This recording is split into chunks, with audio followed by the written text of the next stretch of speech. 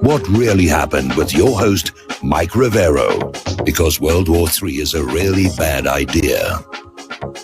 Here is your host, Michael Rivero. And aloha, America. Welcome to our show today. It's Tuesday, December 10th, 2019. Just 2 weeks to go until Christmas. Well, 2 weeks in a day. So you need to get your cards and gifts out and all the rest of that stuff. Anyway, we've got a lot to talk about today. The phone lines are open, 800-313-9443. Mike is on our control room, ready to answer the phone, put you on the air with your comments, questions, and opinions. So let's just get right on into it.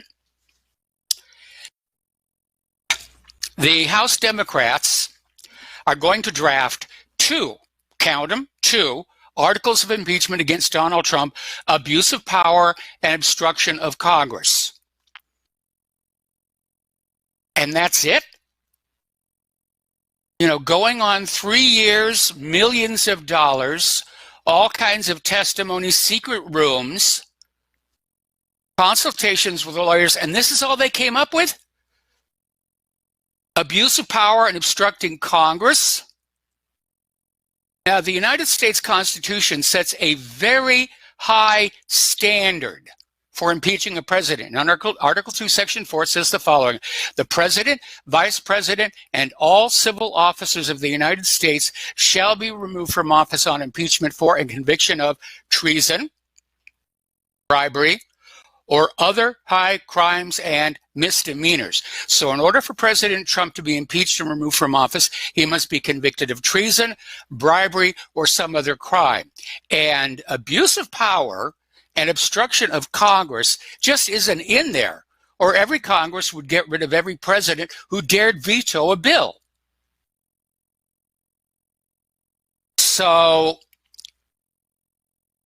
there's still a lot of nattering and grommishing going on about who's going to vote for what, and in all probability, the House will impeach. It is very improbable that the Senate will vote to remove him from office. Of course, we don't know what's going on in the back channel, and that really is the story, because I've been trying to figure out since day one why they hated this guy so much and why they've gone to such lengths to remove him. And I don't think it's because they don't like him. I think there's something else going on. We're going to get into that a little bit later in the show here. So the red state Senate Democrats are not yet convinced they'll vote to convict Trump on articles of impeachment, because if they do, it means they'll probably lose their next election. And there are a lot of Democrats out there right now who are very concerned about the fact that if they vote for impeachment, they could wind up losing the next election. I mean, right now, this impeachment thing has blown up in Pelosi's face, because Trump is leading the polls in all the swing state votes. He's way ahead in Wisconsin. And, you know, if they keep going down this path, they're definitely going to be hoisting with their own petard. All right, let's grab ourselves a phone call here from Don in Arizona. Aloha, Don. Welcome to the show. What's on your mind?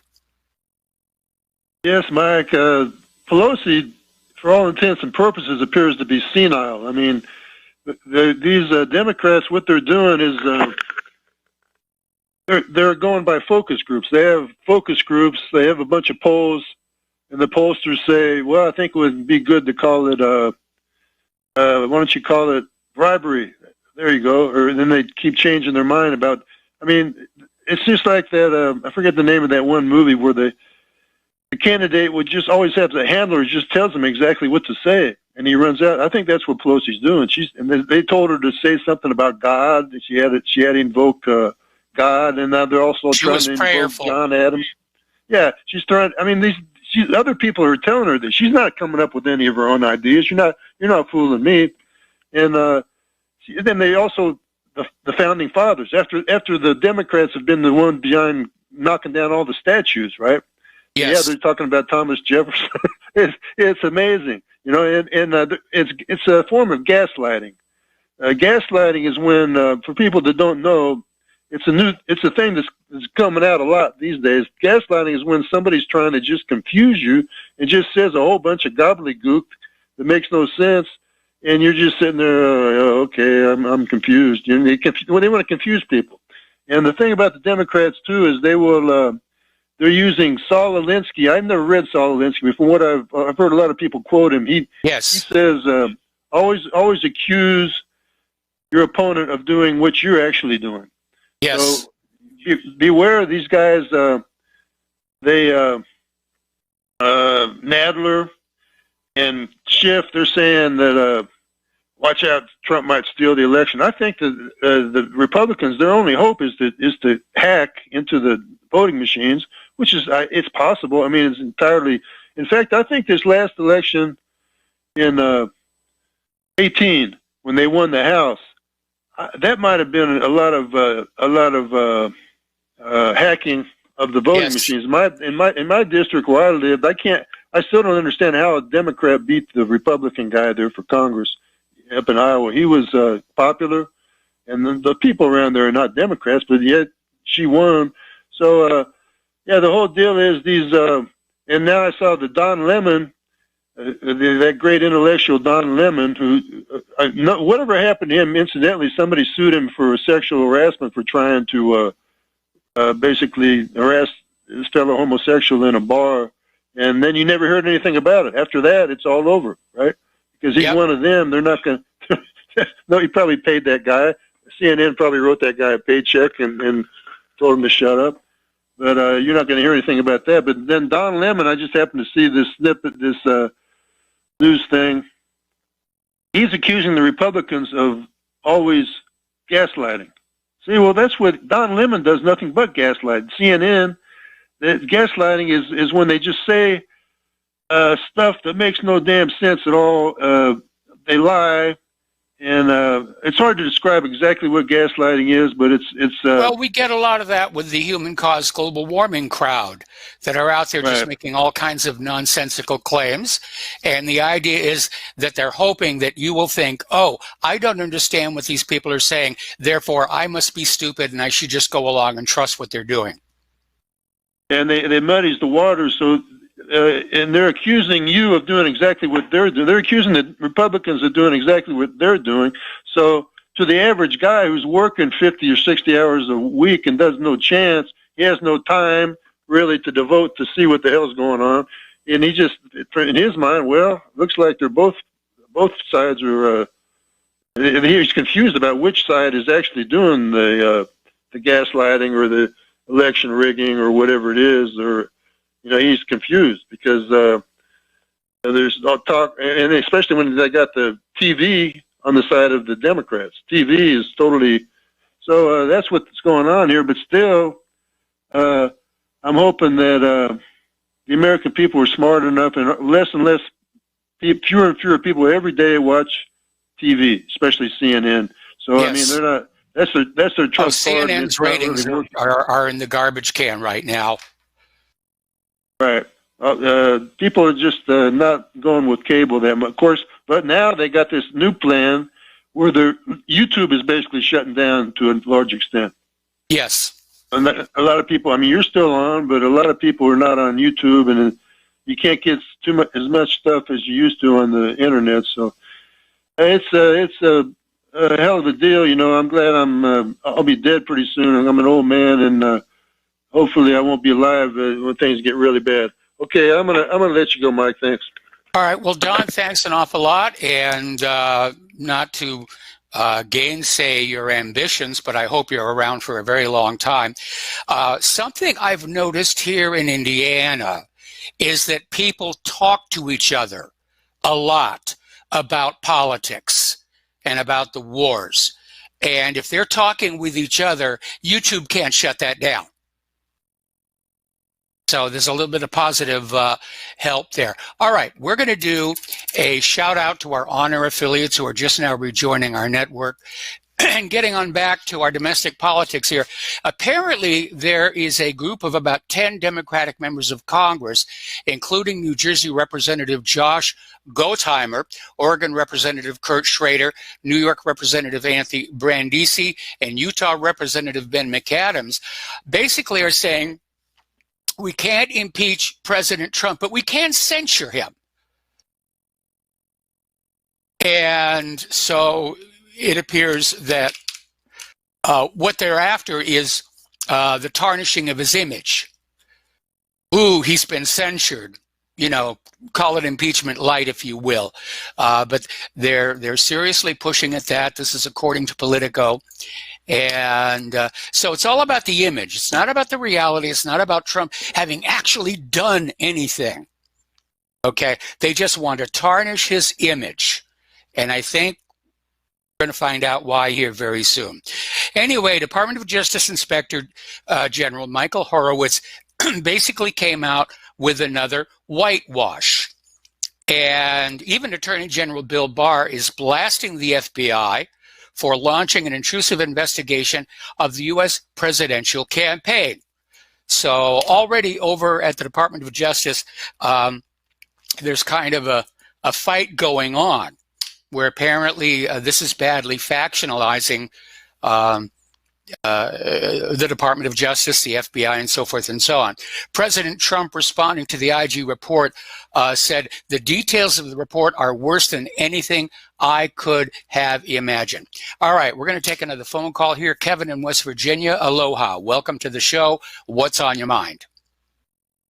Hi, Mr. Mike. I'm just wondering if you're enjoying the circus show that they call an impeachment thing. Absolutely insane. But here's what I think about it. I think the Democrats are playing a long-term strategy here, a Saul Alinsky strategy. I don't want everybody to get wrapped up and confused with this. They're going to try to flip the script whenever a Democrat gets into office in 2020, or if they actually do remove him. I mean, this is illegitimate. It's fruit of the poison tree, for one. Everything was done in secret, so anything that comes out of this shouldn't be prosecuted, anyway, because fruit of the poison tree. But I do feel we're being played. I do feel that the Democrats are using us to play us in the long term. You could very well, of course the Democrats are playing us. They're cheating on the elections. We have probably one of the worst election systems on earth, and nobody seems to want to do anything about it. I agree. I mean, it's absolutely insane. You made a comment a little while ago. Why does the neocons, why does the Democrat left, or your left people don't like Trump? Why is all this impeachment and why they don't like him? Well, Newt Gingrich, if you remember, said Trump's not part of the good old boys club. Yes. Well, to me, that means Trump isn't a pedophile, like most of them that are in this good old boy club. I think that's why they're after Trump so bad or so much, is because he's not blackmailable due to that, the pedophilia scandal. I think that is the key to getting inside of the establishment in D.C. is to be compromised with sex. I really think that's how you get into the good old, quote unquote, good old boys club. That's what it's all about. Well, I mean, there are so many of these good old boys who are getting caught with their flies unzipped. I mean, yeah, it may be considered a rite of passage. If you want to become a member of Congress, you got to bang this little kid here, and that way we've got you and you're reliable. But I still think that we're seeing machinations by Hillary Clinton, who still cannot get over the fact that she lost the last 2 times she ran for president. And it's looking more and more like she's going to step on in. I think you're right. I think you're 100% right with that. If the Democrats were smart, they would have waiting in the wings, somebody in the military that's some type of leftist admiral or something like that.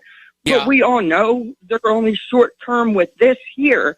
I mean, if the Democrats were smart, they would have Chelsea Gabbard, up front leading the charge. I like her. I'm not a Democrat or a Republican, but I do like her. Not everything, but most of the things coming out of her mouth. A lot of people do like her, and, considering the lack of funding, she's doing very, very well. I heard a rumor the other day that Nikki Haley may step on in. Former governor, former ambassador to the UN. She's not all that bad either. She's really not. I mean, but, we got to get... Some of the stuff she did at the United Nations, I was not thrilled with. I agree with that. I mean, we can't agree with, everybody 100%, But I mean, I don't think Trump has it out for this country. Like I hear people all the time, nothing's changed, nothing's changed. I understand that and I get that. But when you're surrounded by people that hate you and are trying to undermine you in every which way possible, I think he's done. I'm disappointed too, but I think all in all, he hasn't done a bad job. But it's not about him. It's about the liberty movement. And if he goes, on the way of the wayside, we can put somebody else in front of the liberty movement. He rode the liberty movement wave in. He's not the focal point of it. He's just our representative. So, I mean, if he does go sideways, we need to, hold his feet to the fire, burn him, get rid of him. But if he keeps doing the course that he is, I don't think he's doing so bad. Not so bad. I really don't. Well, it really comes down to this. If you go by the Constitution, okay, Trump has not committed an impeachable offense. And so you have to wonder, why they're trying this hard. I mean, now we're finding out that Nancy Pelosi knew that George Bush was lying about Iraq's weapons of mass destruction to trick us into a war in that country, but she didn't consider that impeachable. Yeah, I agree with you. I mean, it goes to show you, the Bush and Clinton crime syndicate family, it's all one big thing. It's all one big corruption thing. Everybody talks about the left-right paradigm, and I've never heard anybody say this before, but I call it the totalitarian tiptoe. Left foot, right foot, left foot, right Yep. foot. I mean, you get what okay, cool. Well, you have a great day, Mr. Mike. That's all I wanted to input was, my thoughts on Trump, why he's not part of the quote unquote good old boys club and who's really after him. And we also got to watch these neoconservatives that are in Congress, because I have a feeling they're being blackmailed to go ahead and flip on Trump and go for a removal in the Senate. Well, I got to tell you, it's kind of hard to find somebody in the Congress who's not being blackmailed over one thing and another. It could be child molestation, could be campaign finance violations. Apparently, one of the representatives in California resigned today because he had to plead guilty to campaign finance violations. So it really is, it's an organized crime syndicate, and every once in a while, one or two of them gets caught at it. Anyway, Kevin, we're going to let you go and switch over to Mark in North Carolina. Aloha, Mark. Welcome to the show. What's on your mind? Yeah, Mike. I just turned you on, and I hear this guy talking, okay? And he raised my, he's like a red flag to a bull when he says that Nikki Haley, that warmongering witch, that neocon of neocons, is not so bad. This woman is horrendous. Yes, okay? I agree. I would never vote for her. I mean, she's a Republican version and a little darker skinned version of Hillary Clinton. That's what she is. She's a liar. She'd be in the UN and accusing Syria of these horrible crimes, when in fact, she was actually standing up for the worst type of jihadists, for Al-Qaeda, Al-Nusra, ISIS. She was constantly insulting Russia, accusing Russia of things they weren't doing. And of course, like we now have Hillary Clinton admitting that the U.S. funded Al-Qaeda and ISIS to use as proxy armies in the region. We knew that. Truthers and the type of people that listen to you and you yourself knew that a long time ago. I knew that, like when this thing with Syria first started. It was obvious. But, so for him to say that, to me, he loses all credibility when he says Nikki Haley. It's bad enough to have Pence as vice president. Okay? If Trump really wanted somebody good for his vice president, he'd take Rand Paul. And I would agree on that one. I would agree on that one. And I still want head of NASA. Who? I still want head of NASA. Yeah, that'd be great. That would be awesome. I wouldn't mind seeing you as vice president either. Somebody like you. Well, thank you. I find that very flattering. Mark, I'm going to have to put you on hold. We got to take a break for commercials. Don't hang up. We'll be right back. Aloha, America. Welcome back to our show here. We're talking with Mark in North Carolina. We're discussing the suitability of Nikki Haley to run as a Democratic candidate. And I think Mark and I are both on the same page here when we say that it would be a bit of a disaster, not for the Democrats, but for the nation. Yeah. Another thing about Nikki Haley, you talk about a Zionist. This woman might as well have been a citizen of Israel. I mean, everything Netanyahu wanted, she stood for at the UN. Yep. I mean, this woman is as bad as it gets. I mean, really. Well, hang on. Let's remember her job. Her job is to represent the views of the administration at the United Nations. We don't know how much of what she did was from a personal commitment or how much she did came from Donald Trump.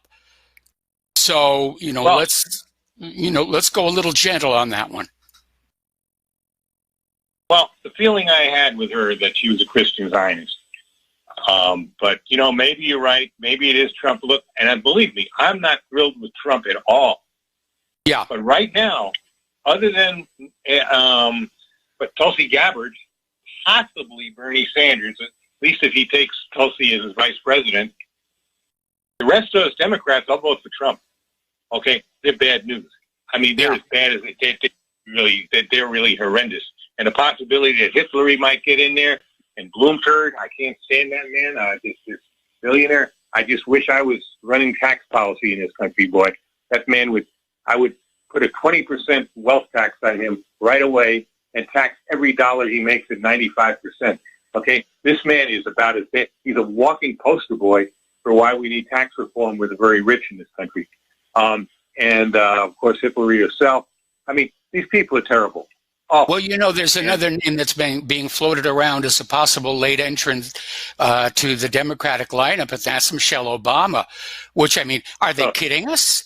I mean, she's got zero experience in government. She's not even a lawyer. At least Hillary was a lawyer at one point in her career. They're trying to sell us a new president on name value only. And that's like, we might as well go on out there and get Leonardo DiCaprio, or Robert De Niro to run for president. Right. If they could, they would. I'll tell you the truth. As far as Tulsi goes, you talk about somebody who's not a politician.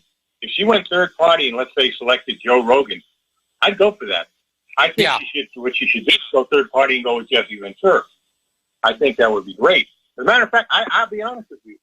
I'll even go for the Samoan connection and have her select The Rock as her vice president. I say the Samoan connection, right? Because both of them are part Samoan. I would go for that too, because I know The Rock has been talking about running, and it's saying his ideas are not all that bad either. So I mean, there's he's a lot a very of, bright, very talented man. Yeah, and exactly. I used to joke at people that I looked exactly like him. It was like looking in a mirror here. My philosophy for next year's campaign is ABH, anybody but Hillary. That's my philosophy. As far as The Rock goes, I'll vote for a block of Swiss cheese before I vote for Hillary Clinton. Yeah. He's a lot better actor. I just have to learn about. When we talk about The Rock, his build actually makes it hard for him to get a lot of roles because, other than the action hero. But I've seen him play part where he really, plays not a superhero type guy. And did you see very him in good. Moana? Which one? Moana. He's the voice of Maui. No, I never seen that. Is it good? You got to see that, man. You have got to see that movie. And that'll show you the range that Dwayne Johnson has, because it's not a typical He-Man action. There's a lot of comedy in there, and he just carries it off wonderfully. It's one of my favorite movies. Milana, I gotta check that out. You know what? Another one showed me what a great actor he was. He played the part of a snitch. He wasn't really a snitch. I think his son was. He wanted to save his son because his son was in some kind of trouble. And, he was a truck driver, I think. I forget the name of it. I think it was called Snitch. I think that was the name of the movie, yeah. And he was, he wasn't some super, even though, you can't hide the build, but he just didn't play the part of some Superman who kicked butt every second and this and that. No, he was very afraid. He showed us part of it and a really concerned father. I mean, that guy can act. He's a lot better than Schwarzenegger ever was as an actor all around. And I think he might, and I know he's got some good ideas. That wouldn't be a bad third party right there. Samoan connection, right? Well, you know, Right, I mean, you know, he's a natural-born U.S. citizen, so he qualifies under the Constitution. He was born in Hawaii, and so was Tulsi. So they would meet the constitutional requirements to mount a ticket to be president. Even if he's born in Samoa, it wouldn't matter because Samoa is part of the United States. They're American citizens, just like Puerto Rico, American Virgin Islands. You know, even if that was the case. So that wouldn't be a bad combination. Right? All right. Well, listen, Mark, I gotta let you go. We got to take another break for commercials, and we'll be right back. Aloha, America. Welcome back to the show here. We're going to go back to the phones to Phil in Florida. Aloha, Phil. Welcome to the show. What's on your mind? Hi, Mike. Thanks for taking the call. I'd like to talk about the Tulsi Gabbard running, not leaving the Democrat Party, and not running as a third party. I think that's a death knell. You know, once you go third party, the way the system is, I'd like to suggest what Ron Paul and Dennis Kucinich almost did, and wish they had done it back in 2008 and 12, was run as a team and not leave their respective parties. Each one, when interviewed on radio and TV, when asked who would they consider as a running mate, you know, Paul would say Kucinich, his good friend, and Kucinich would say Ron Paul, his good friend. And I think had they made that partnership and announced it prior to them being totally knocked out of the picture, I think we could have had them give it a go. I'd like to see Tulsi Gabbard, who is pretty much like as far as the establishment goes, she's another Ron Paul and another Dennis Kucinich. You know, the establishment doesn't want her in there. She's bad for business. And you have Douglas McGregor, that decorated retired Army colonel who's on Tucker Carlson a lot. And then there's a guy, I know Richie Allen has had him on his show. I don't know if you've had him on yours or not, but the state senator from Virginia, Richard Black, who's a decorated combat Marine from Vietnam, decorated, and then went on to become serve an entire Army career as a JAG officer, I believe. And he caught a lot of crap for going over to Syria and looking into the claims about the Assad gassing his own people, and he met with Assad. But there's another guy that he's also a Republican, just as this guy McGregor is, and I don't think they should leave their parties. I think they should, finally throw a wrench into the system here, and say, okay, I'm going to run with this person. And one other thing about it, Mike, is as far as how the lineup would be, have Tulsi run as the presidential candidate and the more senior military running mate there as the vice president, sort of like a mentor. God forbid we ever get another Cheney, but sort of like that relationship where Cheney was to Bush. Supposedly a mentor. So that's what I wanted to. Can I ask a question, real quick question here? This decorated Vietnam vet, are they Republican or Democrat? He is a Republican. He's State Senator Richard Black from Virginia. Okay, there's a bit of a problem there. It's actually the law in this country that the president and the running mate have to be from the same party. And the reason for that is that early on, you'd get a president from one party, a vice president from the other party, and they would just fight continuously. And it was just decided this is not a good way to conduct business. Therefore, the Constitution was changed, and they basically said, we're going to have both the presidential candidate and the vice presidential running mate are going to come from the same party. So they codified it. They made it law because it's law. I understand where they were coming from when they made the law, but boy, if there was ever a time to, I mean, because these people are both war veterans. They know it's all bullshit, and they're saying, excuse me, BS, and they're saying as much. And this at this time in history would really throw a wrench in the control that this two-party system has on the people. There was one other thing, Mike, if I can share a minute. Sure. I'm with the Central Florida chapter of We Are Change, and I'd like to put out our chapter email, if possible. We Are Change CFL, Charlie Foxtrot Lima, at gmail.com. All one word. We Are Change CFL at gmail.com. It's the Dr. Bob Bowman Memorial Chapter, formerly Colonel Bob Bowman of Veterans for Peace. And I'd like to put a shout out there to the fella in California that's the former military, and his wife is African American, and Stephen, I think his name is. He calls quite frequently. And boy, I'd love to hear from him, get a direct contact with him if possible. He was also director of human resources programs. Great caller. You guys have wonderful conversations on air. Always looking forward to hearing from him. I hope I got his name right. Not to disappoint you too much, we don't keep track of contact information for our callers, and that's as much for their protection and privacy as anything else. Understood.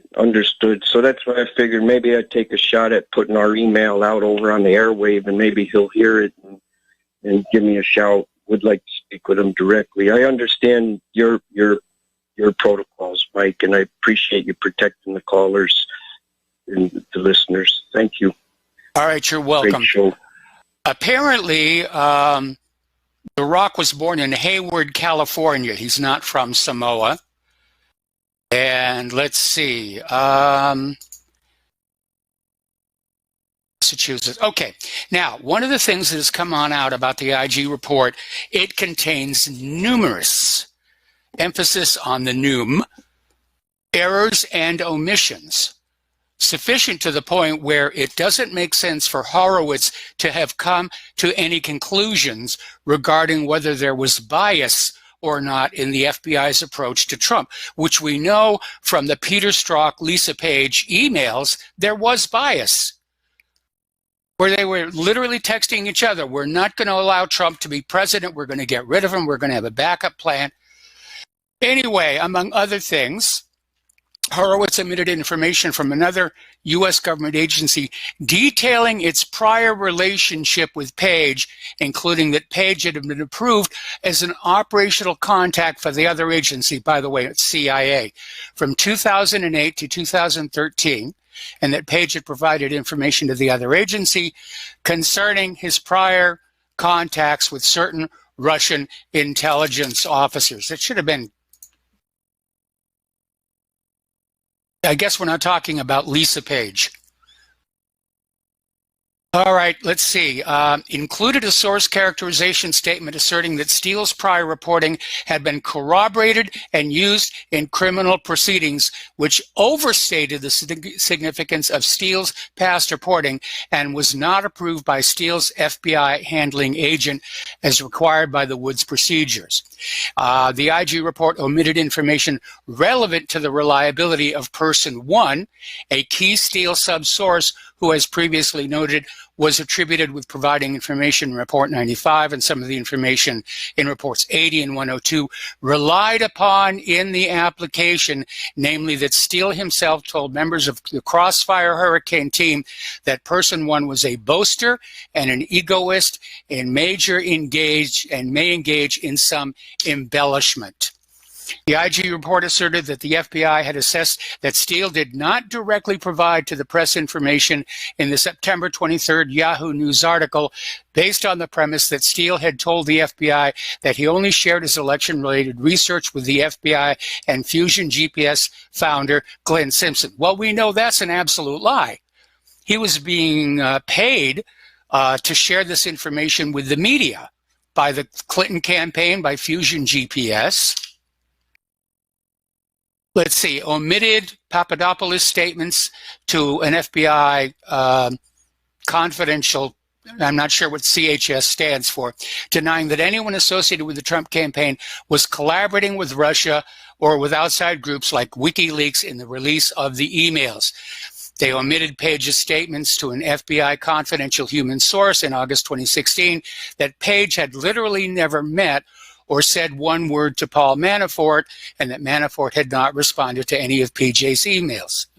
Now, if that's true, these statements were in tension, which is kind of a polite way of saying weren't lining up, with claims in Steele's report in 95 that Page was participating in a conspiracy with Russia by acting as an intermediary for Manafort on behalf of the Trump campaign. Oh, okay, I'm not going to read the rest of these. There's a total of 17 of them. And basically what it says is that Horowitz engaged in a bald-faced, whitewash cover-up. This is simply too full of mistakes and errors and omissions for Horowitz to have any kind of confidence that there was no bias in the FBI. He can't know for certain. And there's contradictory evidence here. All right, we're going to take another phone call. Philip in Virginia. Aloha. Welcome to the show. What's on your mind? Hello. Can Trump fire Horowitz? Technically, he can fire anybody working in the administration. Of course, it would be politically very dangerous to do, like when Nixon fired Archibald Cox. Yeah, I mean, it doesn't, the optics are bad, but yeah, still, I mean, we should have saw this coming. Appointed we did by see this Obama. coming. We did see this coming. Yeah, but, some of the statement that came forth from Durham and Barr immediately after the release of Horowitz's report, it kind of put the threw a wet blanket on the propaganda that Horowitz was seeking to put forth. Wouldn't you say? Absolutely. Without a doubt. And again, Horowitz's conclusions are unsupportable by the evidence he presented. Yeah, and it's just amazing. One of your previous callers, I think, was talking about gaslighting, and we're being subjected to that like never before. But before I forget this too, Mike, when you take breaks, you got a hot mic. I don't know if you're aware of that. So, well, normally it's not hot. It was this last time, and I apologize for that. And I always presumed that the volume was being pulled down in the control room. But generally, I try and mute my mic. It's just, I was searching. I'm still living out of boxes here, and I found a piece of equipment I was looking for. Oh, great. Well, the main reason I called was y'all were basically been talking about the 2020 scenario with somebody mentioned Nikki Haley, and Mark was dead on about she's really bad news. I saw a report about her years ago, and she said that there's only two flags that she has on her desk, and that was the American flag and the Israeli flag. So that tells you, how she's an Israel firster, and she's bad news. She definitely is. So, okay. Mark wasn't wrong, to be seemingly being, extreme in his view. But also Tulsi Gabbard, I've got problems with her because when they took the impeachment inquiry procedure, one of the first things I did was look to see how Tulsi Gabbard voted, and she went right along with it. Yes. She's also pro-abortion, and I would never support anybody who has that mentality that somehow abortion is part of woman's health care. and that's one of the biggest fallacies out there. They've gotten us to buy into that nonsense that that falls beneath the woman's health care and bodily autonomy and all that stuff. Yes. I mean, I can't even drive. You want to talk about bodily autonomy? If I'm traveling down the road and the popo sees me without a seatbelt, he's going to pull me over. Well, where's my bodily autonomy? Or, vaccines. I don't want to inject these toxic substances into my bloodstream, but you're going to mandate that I have to do so. So the bodily autonomy argument is a joke with regards to, abortion. So, but yeah, I just wanted to share that information about Nikki Haley and Tulsi Gabbard. And I'm surprised that, they haven't got Michelle, queued up and waiting in the wings, but we know that Hillary's right there like the vulture that she is. Yes. She is chomping at the bit. And just nonsense about her,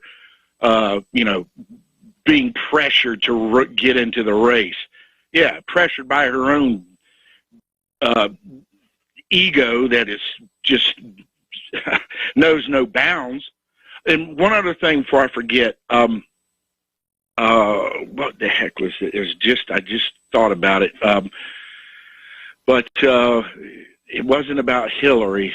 But anyway, it slipped my mind, and I apologize for that. But anyway, appreciate the broadcast, and we'll be listening online. All right. Well, thank you very much for the phone call. We're getting a breaking story right now. Apparently, the Baghdad airport has been hit with a rocket attack, and the U.S. says it came from Iran. And if you believe that, I have some of Saddam's nuclear weapons to sell you. But it looks like they're really trying as hard as they can before the end of the year to get war with Iran up there and running. Getting on back to the Inspector General report, apparently Adam Schiff omitted phrases like I assume, I presume, my opinion in his 300-page report, reporting witness assumptions as statements of fact.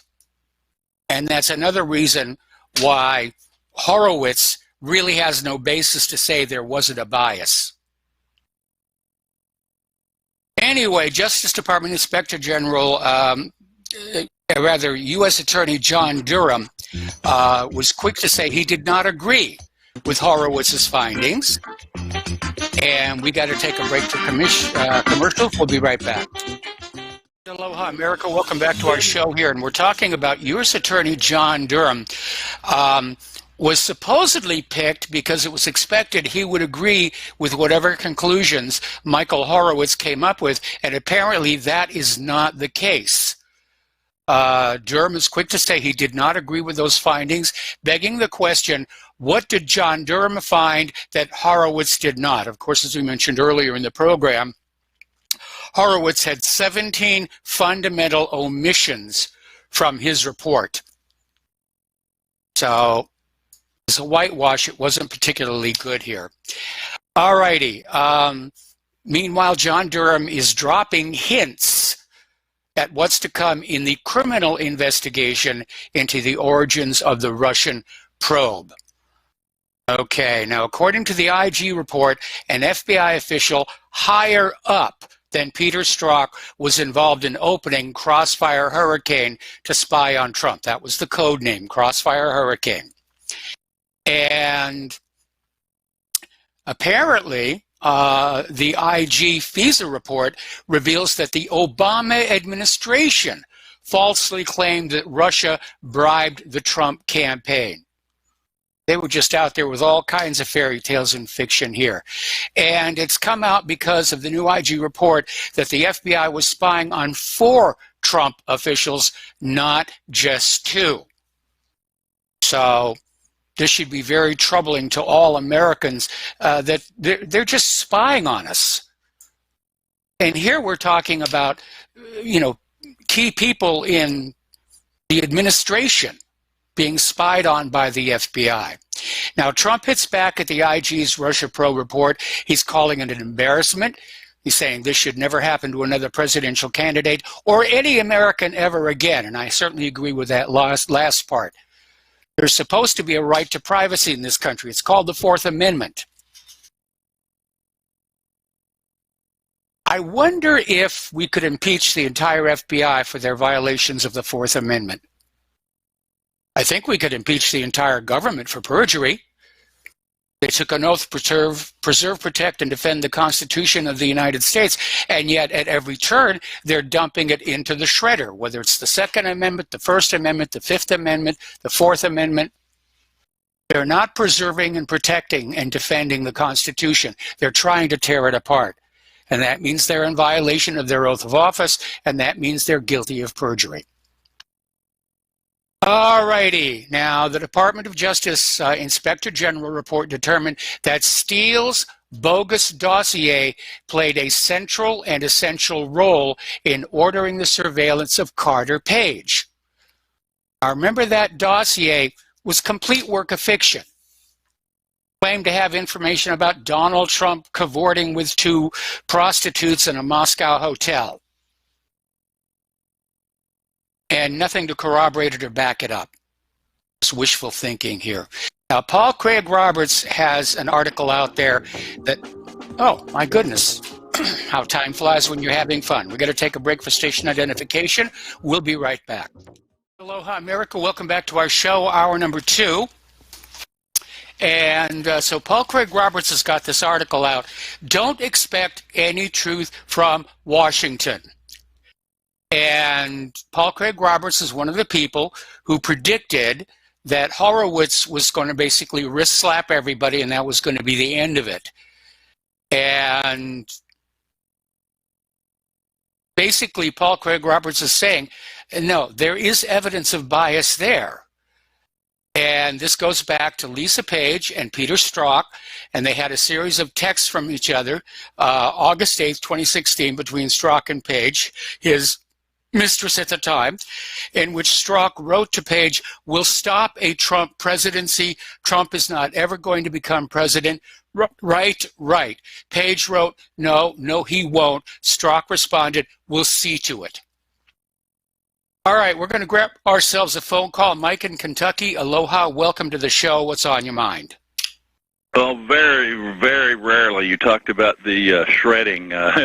If you read the preamble to the Bill of Rights, it's a main thing that Patrick Henry and crew were wanting to do by putting that on there. It says it's a bill of further declaratory and restrictive clauses. It's not really a Bill of Rights so much as it is restrictions on government. And so when you reread the Bill of Rights that way, it doesn't grant you anything. It restricts the government from doing this stuff. And it's supposed to instill confidence in government. So the more of these amendments that they're blacking out and redacting, the less confidence there is in government. Duh. One of the things I hear people not mention much is the Third Amendment. And it used to be the Five Eyes. Now it's, I think Benny says it's maybe up to 13 different countries that are involved in this. The various data feeds coming out of the sessionizers like Varant and Naris. So if you live anywhere where you're required to have a phone, I don't know that anybody is actually required to have a phone. I think that's why they have these loopholes that say that you're voluntarily, carrying this voluntary ankle bracelet around, and that's what I've been calling them for years, hashtag voluntary ankle bracelet. And so you're considered under contract. I don't think, these contracts are so complicated and convoluted and written by a dream team of lawyers, 30 feet long, and every time you add something to the phone, it's a new app and a new contract, a new privacy policy. There's no way there's a meeting of the minds. How could they say it's humanly possible to have a meeting of the minds? You have to have a meeting of the minds to have a valid contract. Yes. So I think the Third Amendment is also being violated. In other words, we're being required by the economy and employers and stuff to live in this land. We have to be spied on under duress or whatever you want to say, well, they don't need to actually quarter the soldiers in our homes anymore. I mean, they've got the smartphones, they got the tablets. But it amounts to basically the same thing, we are being watched all the time. There's about 13 countries involved in that, according to William Binney. They added on several more beyond Israel, but, Israel probably gets the lion's share of everything. Did you catch that story last spring? I kind of try to raise alarm bells about Israel it. gets the raw feed from the NSA. There's no filtering, which means they're getting the raw data, even on our members of Congress and various government officials. Well, the NSA also claimed that they deleted a bunch of stuff that they didn't have the authority to collect, and that's the point I was going to make, is that Israel gets the feeds. So anything that NSA deleted, like, the metrics from, or the device fingerprints from those BlackBerries that Hillary smashed, yes, it's still out there. I mean, it's all linkable to her X-keyscore file. I mean, it's just silly to smash a phone and think you're destroying that data. Anyway, I'll let you go. All right. Well, thanks an awful lot here. Right. And I do think at this particular point, our government does not, in fact, preserve, protect, and defend the Constitution of the United States of America. They are obsessed with finding ways around it, of getting rid of it, of convincing you that you don't need a Second Amendment. That you don't even really need a First Amendment. After all, we don't want to offend anybody. More about that later in the show here. All right, so Chris Wray is defending spying on Trump, saying that the FBI opens investigations based on law and facts and nothing else. And boy, is they're a whopper. That's 4 Pinocchios right there. So anyway, apparently back in 2017, Christopher Wray worked on the Enron team alongside Mueller, Comey, and Weissman. And so the gang that oversaw the indictment of Enron's chairman and CEO Kenneth Lay are all the members of today's crooked and criminal FBI and DOJ team. So it's an old boys club. And you're either in it or you're not. Speaking of Nikki Haley, she's punching back at outrage media for twisting comments she made about the Confederate flag. And she said, sad that the outrage media has gone crazy about my recent interview with Glenn Beck. What I said was accurate. Many in South Carolina did see the Confederate flag as symbolizing heritage, and many others saw it as symbolizing hate. That's why it's such a difficult issue for so long. Actually, I don't have a problem with that. I mean, for a lot of people, that flag does symbolize heritage. And, heritage is something that you take the good and the bad with it. It's like being up in Massachusetts, and thinking about Paul Revere and the Freedom Mile, which if you've never walked that, it's worth the trip. Trust me on that one. But then you have the other side, which is the Salem witch trials. There's no place that's perfectly good, no place that's perfectly bad, and you kind of have to take both of them together to get a good view of what the history of a region is. We're going to do a shout out now to our on-air affiliates who are rejoining our network. And I mentioned this earlier in the show, but it's worth mentioning again. Nancy Pelosi says she knew Bush was lying about weapons of mass destruction to ignite a multi-trillion-dollar war in Iraq, but didn't see it as an impeachable offense. And that's just the way that we do these things here. But by golly, Trump makes a phone call to the president of Ukraine, and we have to get him out of the office. Now, this next story is going to keep you awake at night. There is a new poll out there from the Harris Polling Organization, was released by the Harvard University Center for American Political Studies, and it shows that if Hillary Clinton were to step into the Democratic race, she would be in first place. Now, you think about that. Right now, the poll was saying she'd have 21% of the vote. Joe Biden would have 20%, Bernie Sanders at 12%. Now, of course, if Hillary Clinton wasn't thinking about stepping into the race, why would they even be polling her numbers? It's a dead giveaway. She's going to step into the race. What she's waiting to see is if they can get rid of Trump. This goes back to what I've been saying for quite a while, that I think the driving force behind all of this Trump derangement syndrome, this get Trump, get rid of him, impeach him no matter what, I think it's all coming down from Hillary Clinton. Because she's got the juice to make everybody in Washington, D.C. do whatever it is she wants them to do. And, you know, she's traveling all over the place right now. She's on a book tour. She was even on the British talk show, Graham Norton, which is one of the few Graham Norton episodes I decided to turn off before it got too far. But I think what she's doing is the longer she holds out before declaring she's a candidate, the more money she can make.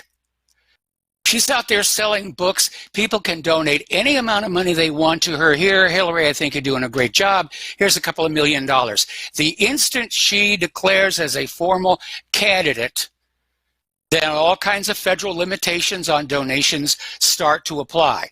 So I think she's trying to build up a war chest, but she's going to have to move real quick. She's already missed the registration deadline for the New Hampshire primary. There are other deadlines coming on up. So, yeah, I think the House is going to impeach Trump, and I would not be surprised if the Senate removes him from office. And that puts Mike Pence in the Oval Office, and Hillary Clinton can beat Mike Pence.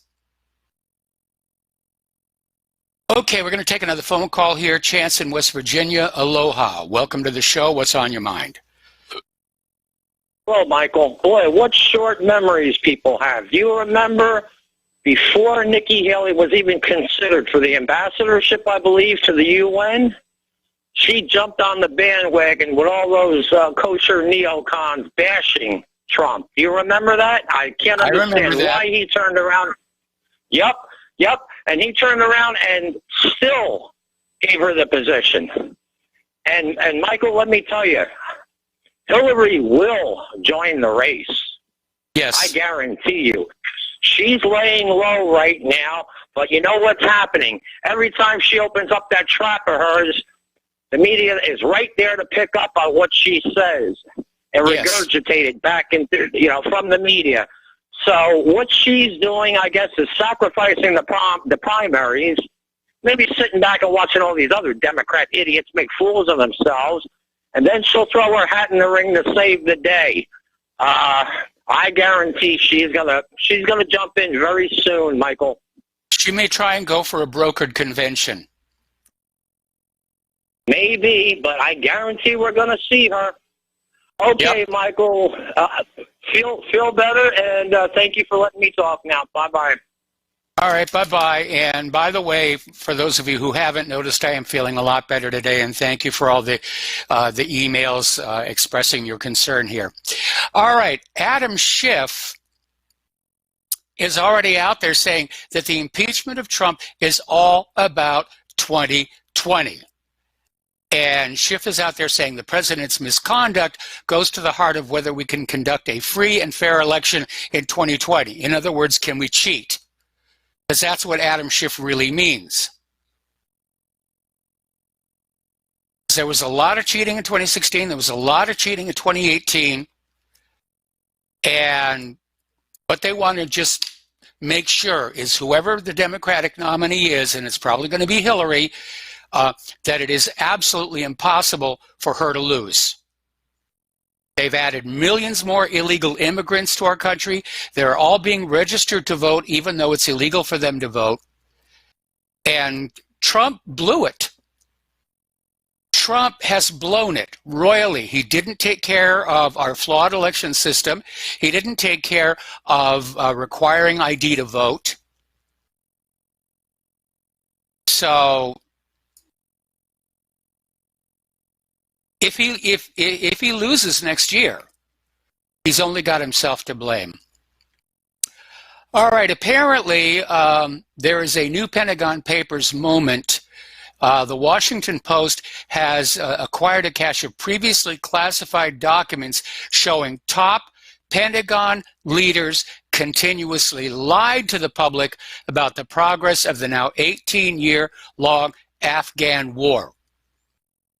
Some 2,000 pages of notes from interviews of senior officials who've shaped U.S. strategy in Afghanistan confirm that senior U.S. officials failed to tell the truth about the war in Afghanistan throughout the 18-year campaign, making rosy pronouncements and promises they knew to be false, hiding the unmistakable evidence the war had become unwinnable.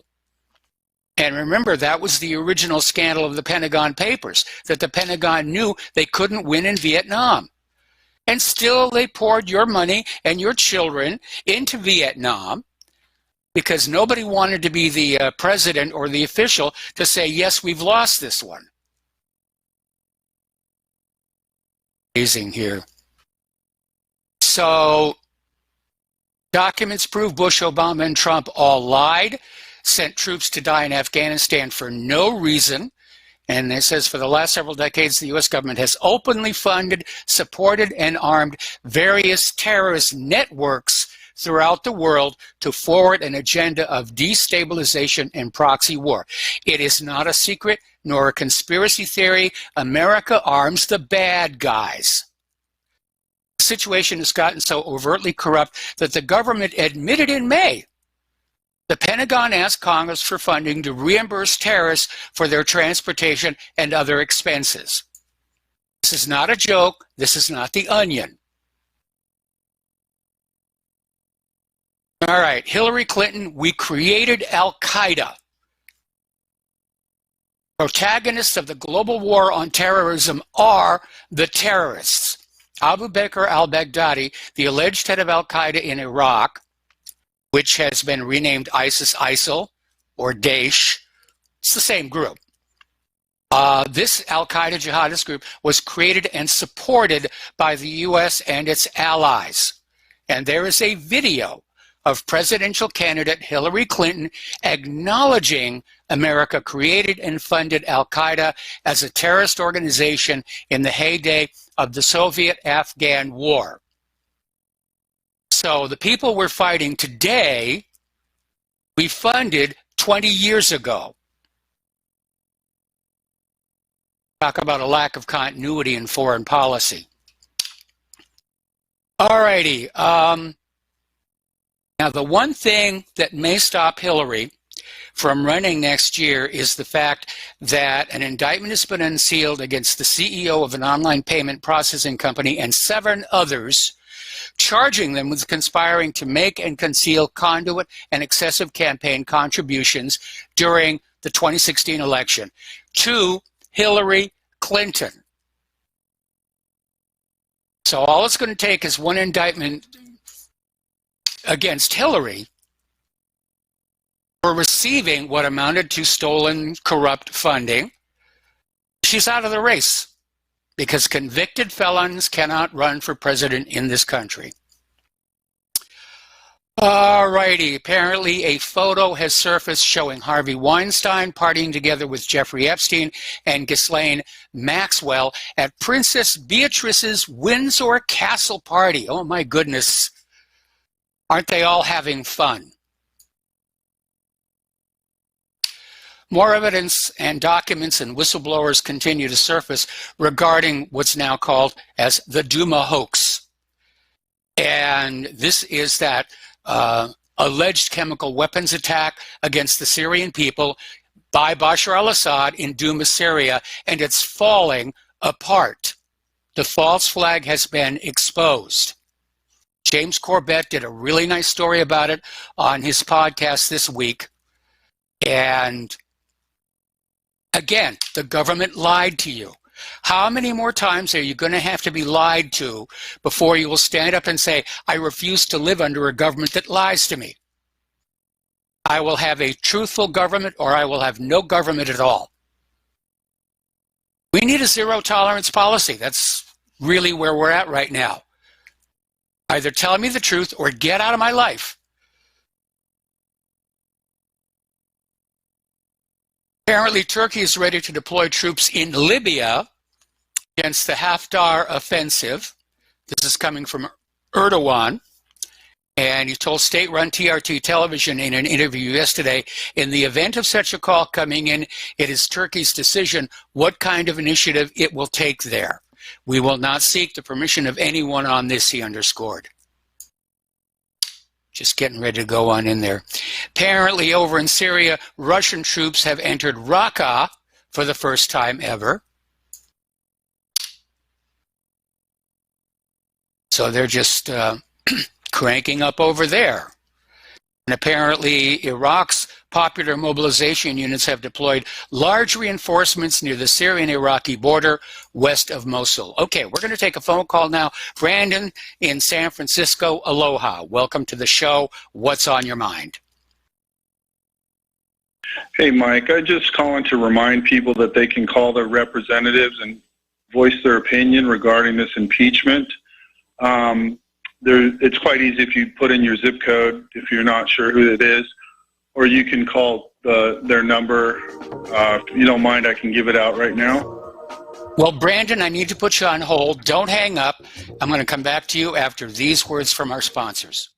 Aloha, America. Welcome back to our show. We're talking with Brandon in San Francisco. And Brandon, just sort of pick up where you left off.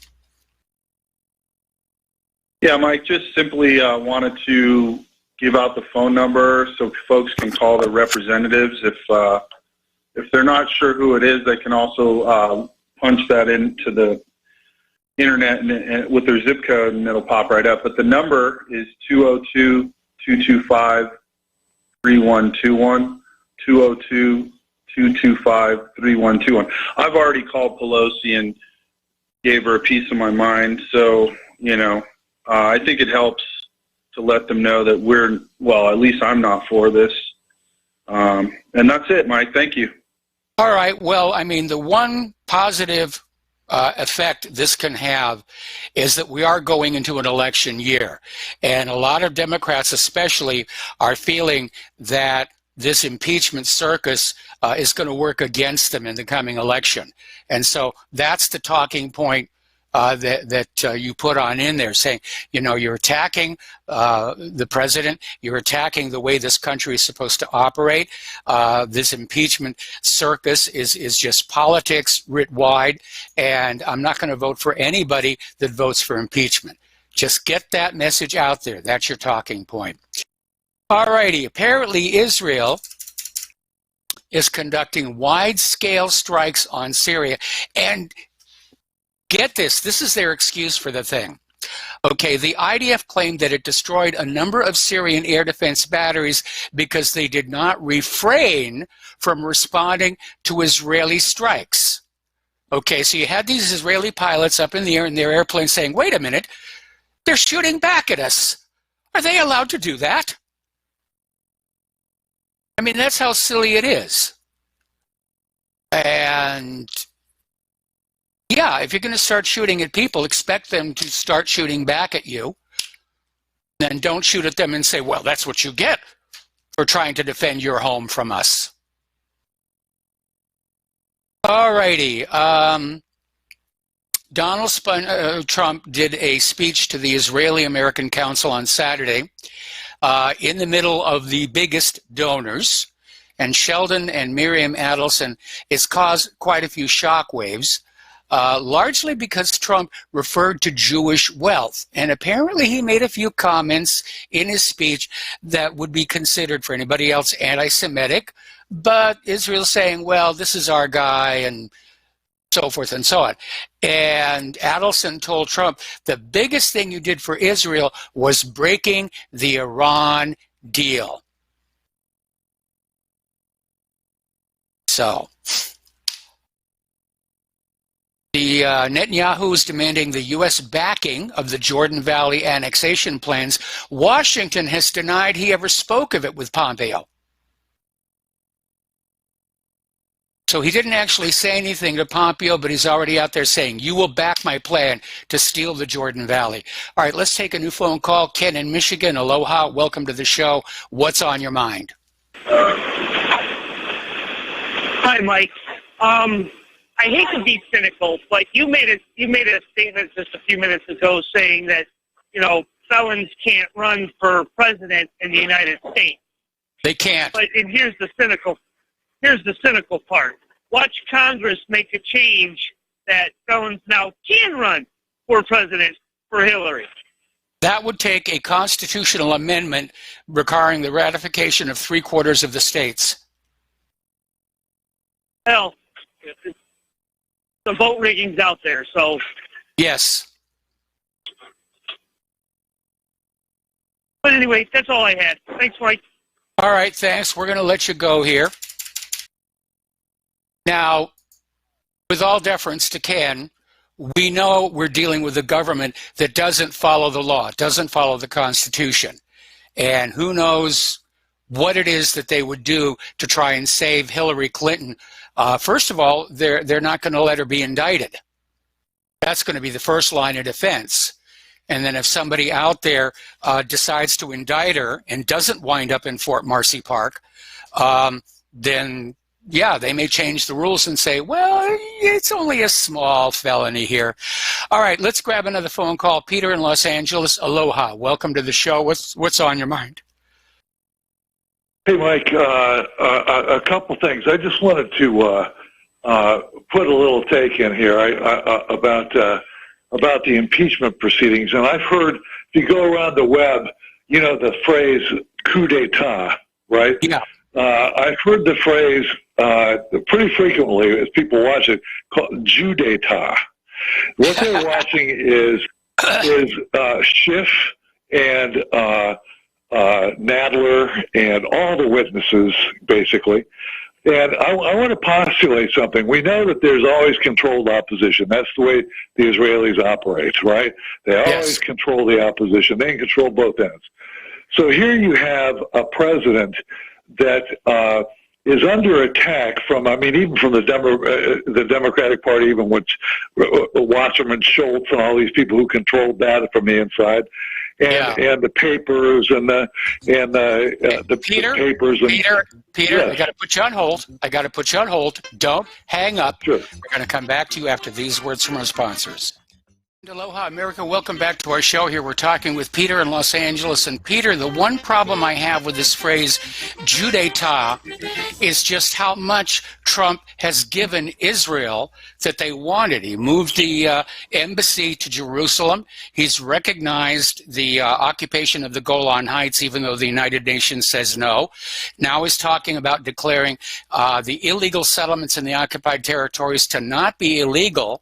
I mean, why would Israel or anybody connected with Israel want Trump out of the Oval Office when he's basically Santa Claus?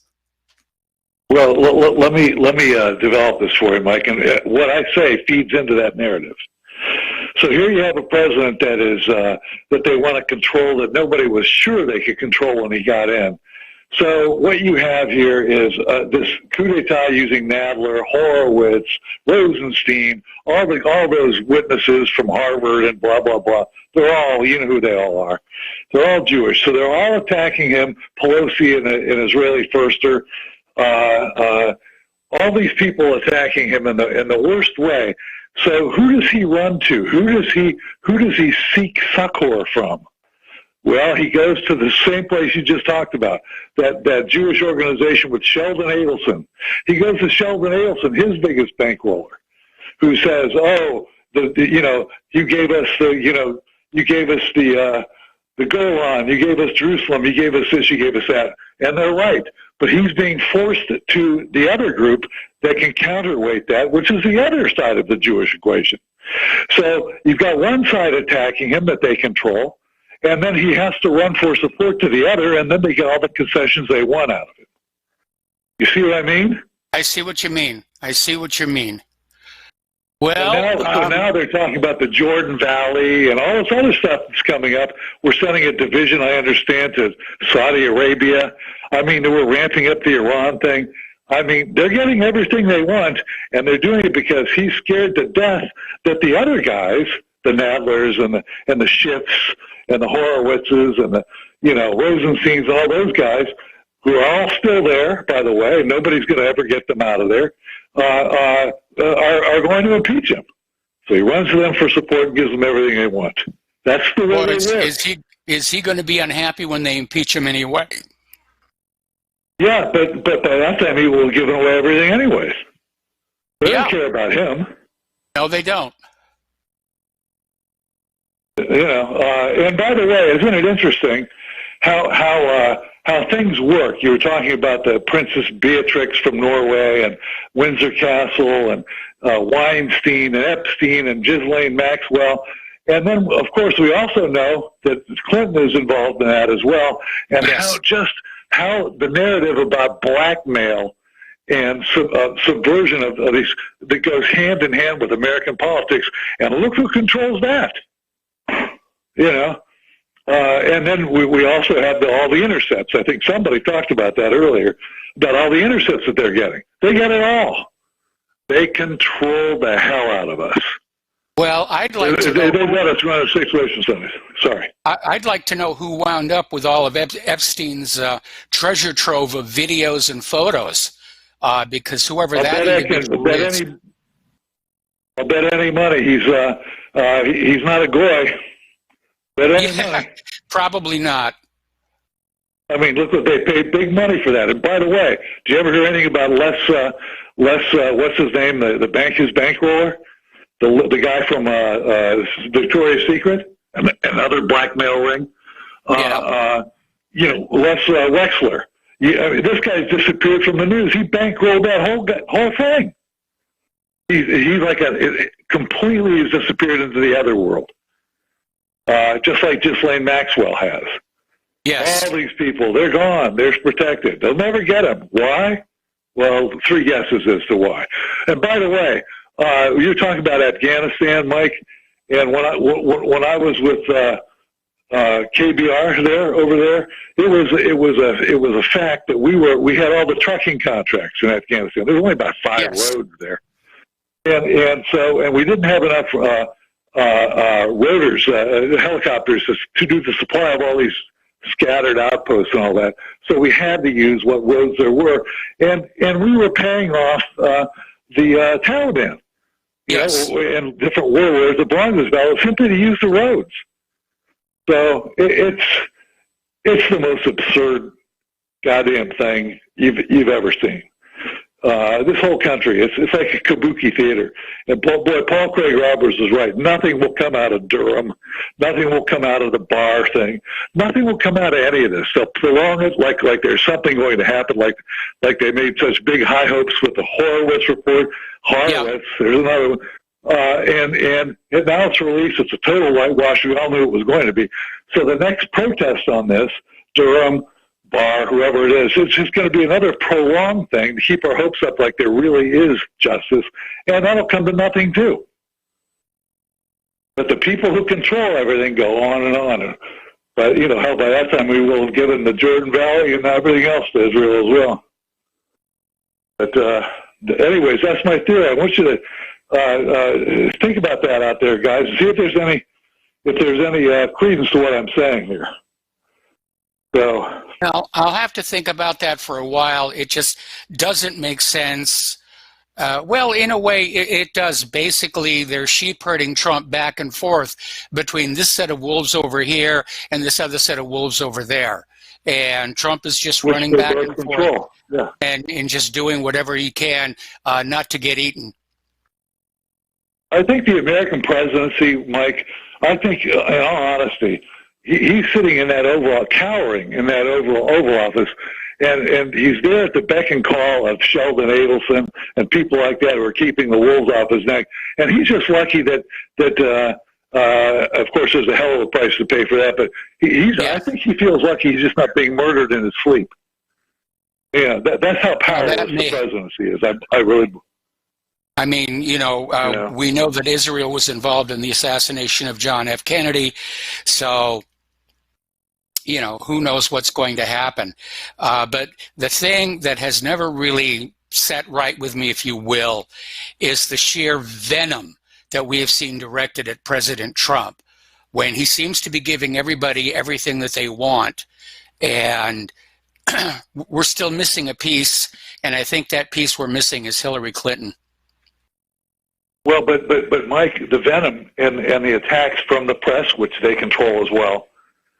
The entire press is controlled as well. Both parties, Republicans and Democrats. A friend of mine called last night and said, geez, do you notice how these Republican senators, I keep waiting for them to ask a good, penetrating a rebuttal question or something. They never do. And I said, they're not supposed to.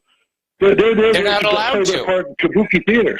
Well, They're but not they're playing allowed their to. part in kabuki theater. I mean, the Democrats are in control of the House of Representatives, and they're not allowing the Republicans to have any rebuttal witnesses or ask any rebuttal questions. Now, I think the GOP was hoping they'd get their inning, if you will, over in the Senate, but we're not hearing that the Senate feels like turning into a circus.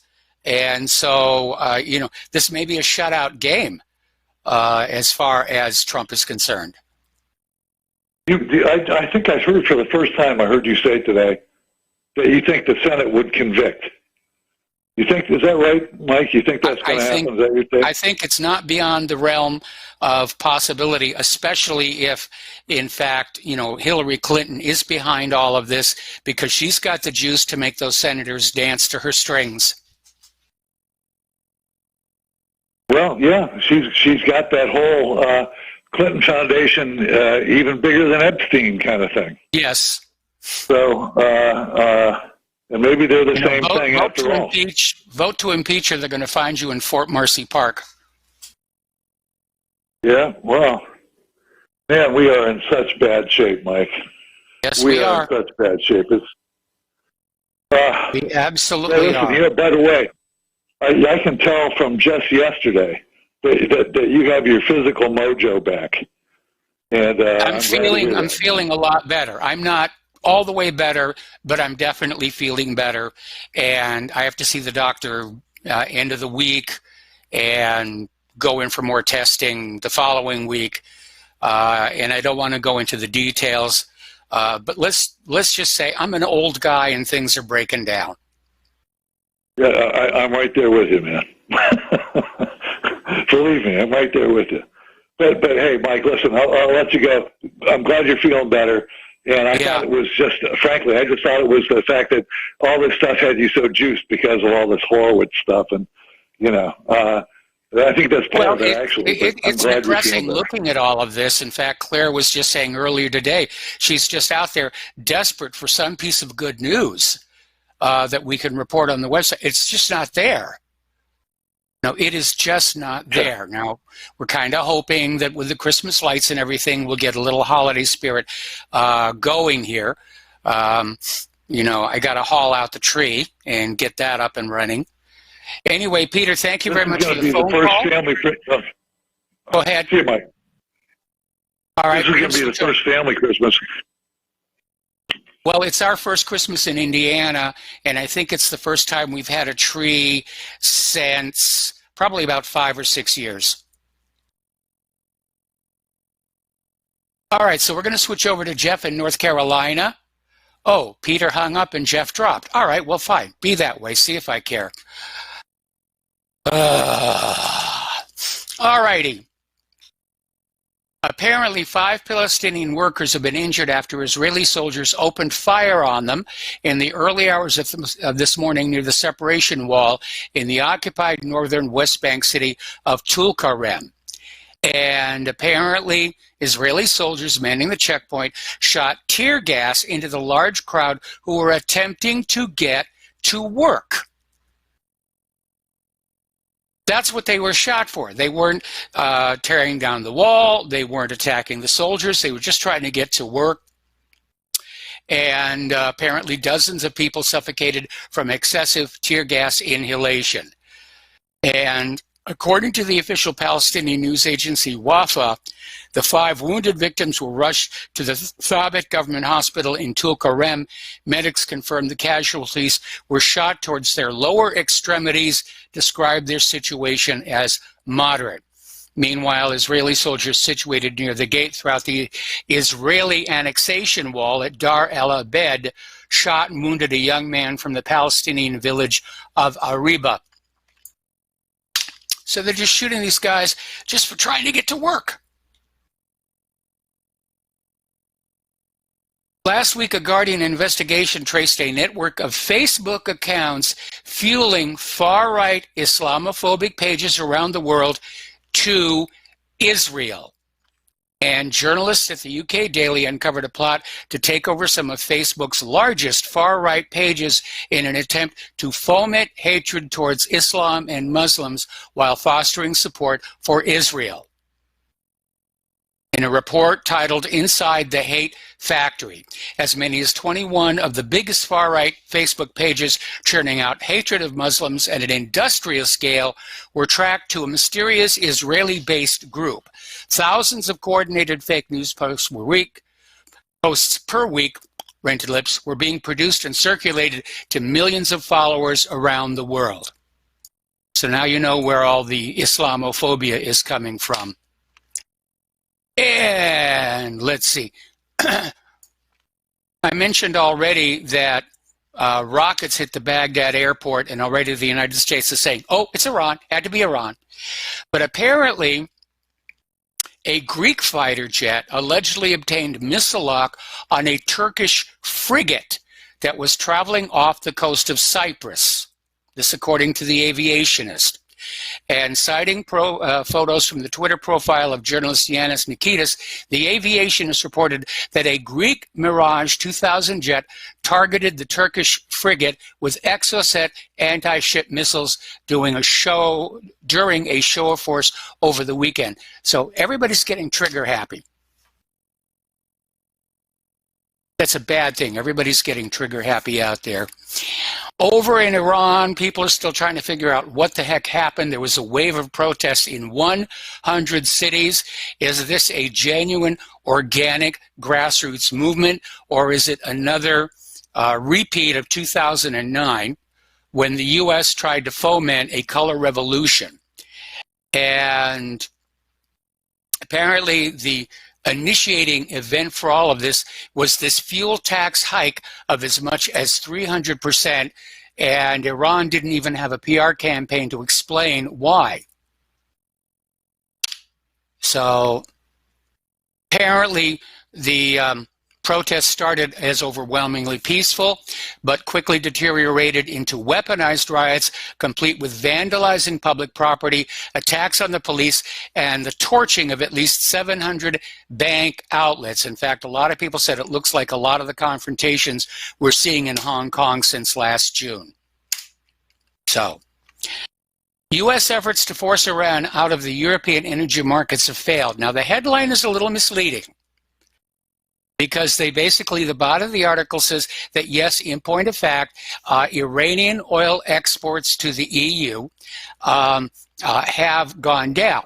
But what Iran is doing is they're now pushing to diversify its economy even further. So they'll no longer be reliant on oil, and they're going to take a number of measures in an attempt to counter the U.S. economic aggression, including increasing taxes, cutting energy subsidies, and borrowing money from friendly states.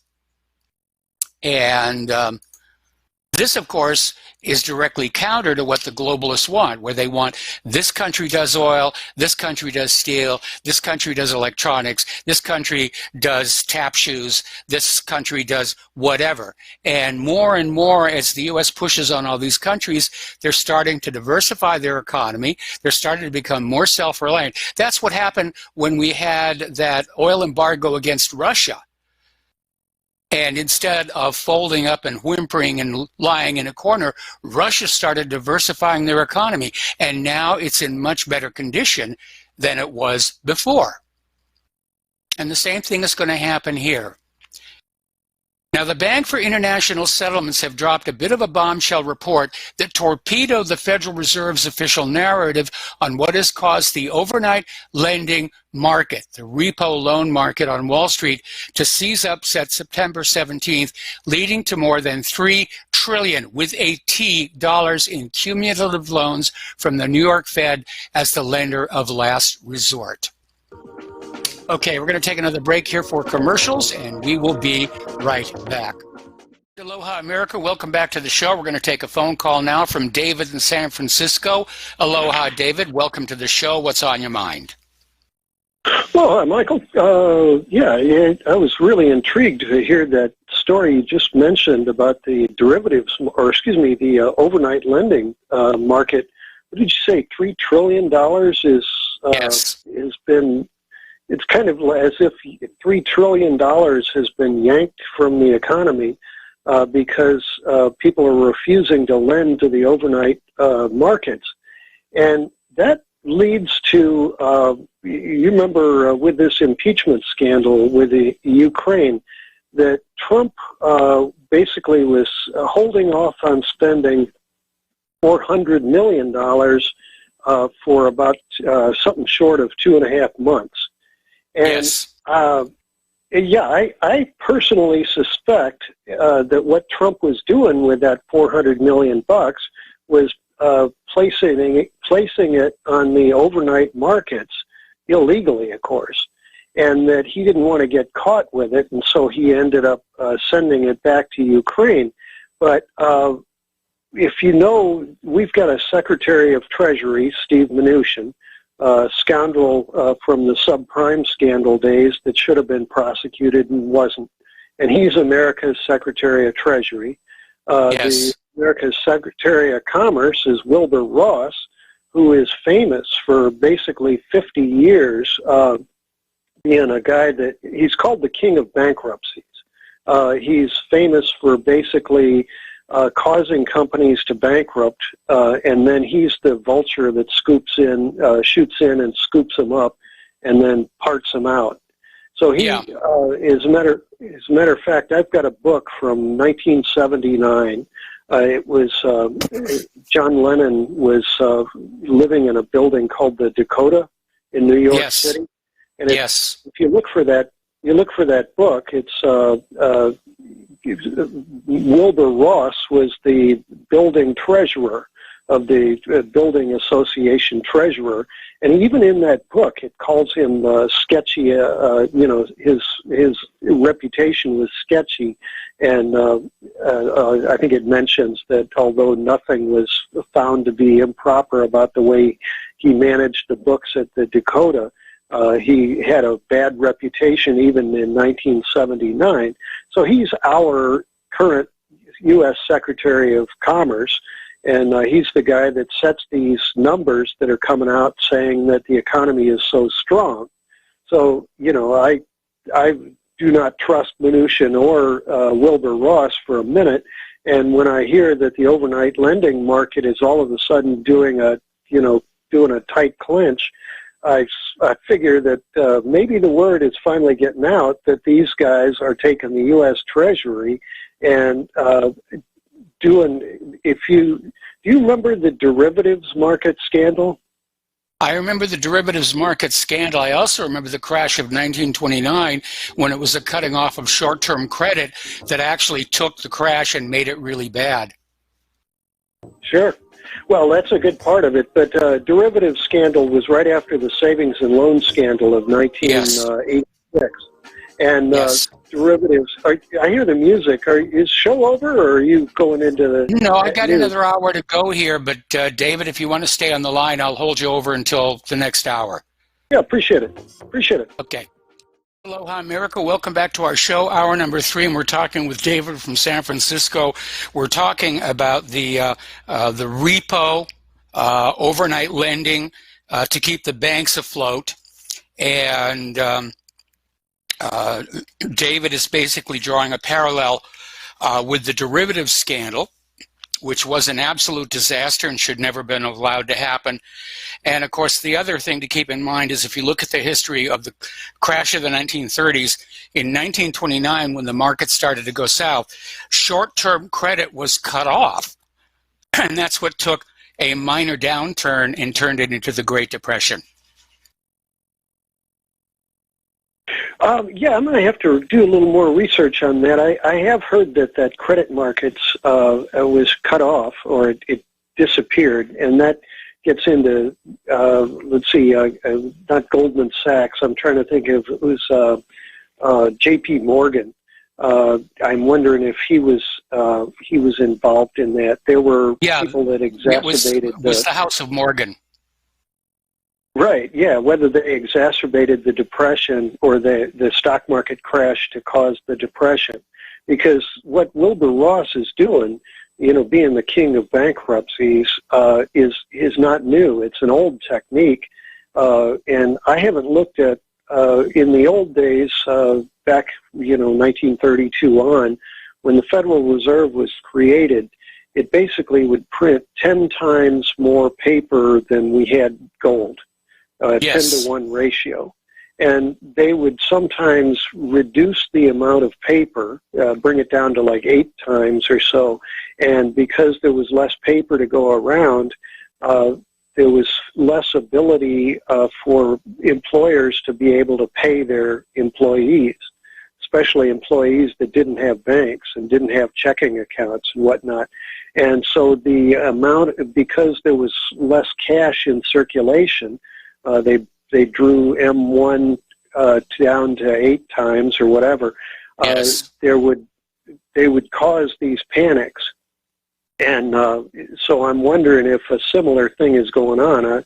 They don't technically. The Federal Reserve doesn't use M1, M2, M3, and M4 anymore. I've forgotten the calculations they use, but that 10-to-1 ratio was the famous old one. But just to remind listeners of what derivatives was all about, the savings and loans crooks never got prosecuted. Just like in 2007 and 8, the subprime people didn't get prosecuted. So they went out into the world and basically put themselves in positions of power in various institutions. Things like school districts, sewer boards, various governmental entities, sometimes even whole cities. And they would take the treasury and they would lend it out on the overnight market, and illegally, improperly. Say like you're the treasurer of the school district and you say, oh, I'm going to cash it, I'll take the money, I'll lend it to the Japanese overnight market, and since Japan is 6 hours in the future, they would lend it out for 6 hours or 5.5 hours or something, and the money would be shot over there electronically and shot back electronically, and technically it wouldn't ever disappear, in that day's, accounts. But these guys would be then able to take that 6 hours worth of interest and pocket it. And they did it so many times that they lost track of how much they were lending, and it basically led to a collapse of all sorts of school districts and financial institutions around the country. Sewer boards, water boards, school districts, universities, all sorts of governmental agencies. And as a matter of fact, if you're familiar with Orange County is where Richard Nixon was from. A lot of famous Republicans were from Orange County, and these guys did it to their own county. This was like the Republican stronghold. And because Ronald Reagan refused to prosecute the savings and loans crooks, these guys were left to milk their own world-famous county.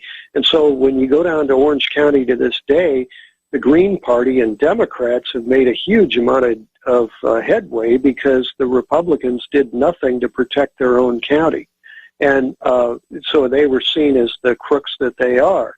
So now when you look at the king of bankruptcies, Wilbur Ross, is put in as the Secretary of Commerce, and the Steve Mnuchin, a guy that should have been prosecuted in 2007 and 8, I think his company actually had some of the greatest amount of financial foreclosures on houses in America. And, so the American homeless problem is caused by, basically, a great part of it is caused by Steve Mnuchin personally. Okay. And so I'm wondering if they're doing the same thing with the American Treasury, secretly lending it out, and then they're getting caught, so that clenches the market. If would you say 3 trillion was 3 trillion. All of a sudden 3 trillion. Yeah, 3 trillion all of a sudden disappears from the lending market. Well, maybe they've gotten busted. They're no longer able to do this scam, and so now the banks are having to pay higher interest rates, or as you might mention or might think of it, the market market forces have prevailed, and the higher interest rates are going to have to hold sway because this illegal money is not being circulated. Well, I think there's another term for it that Claire likes to use all the time, and it's called rolling the receivables.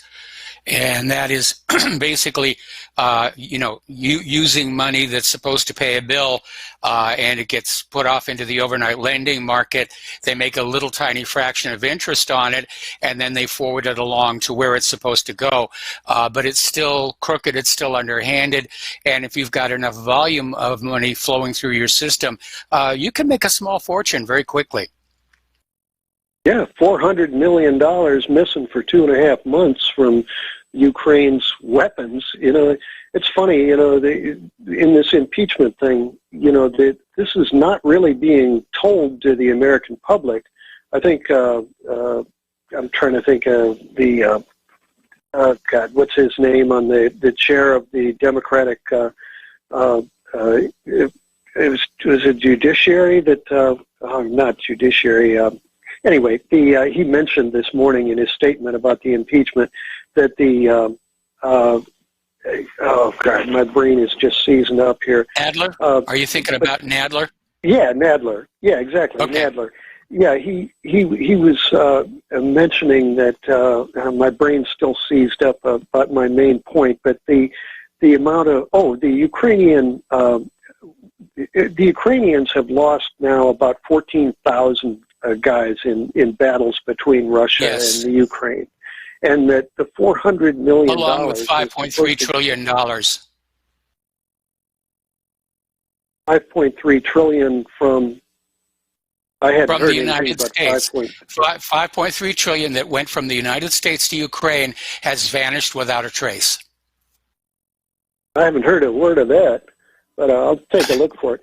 But the point was of $400 million. If it went out on the overnight market, the U.S. Congress, one of the few things that they did last year, in a bipartisan way, Republicans and Democrats voted to spend $400 million, send it to the Ukraine so they could defend themselves against Russian attack and Russian invasion. And the Ukrainians have lost now something like 14,000 guys. Yes.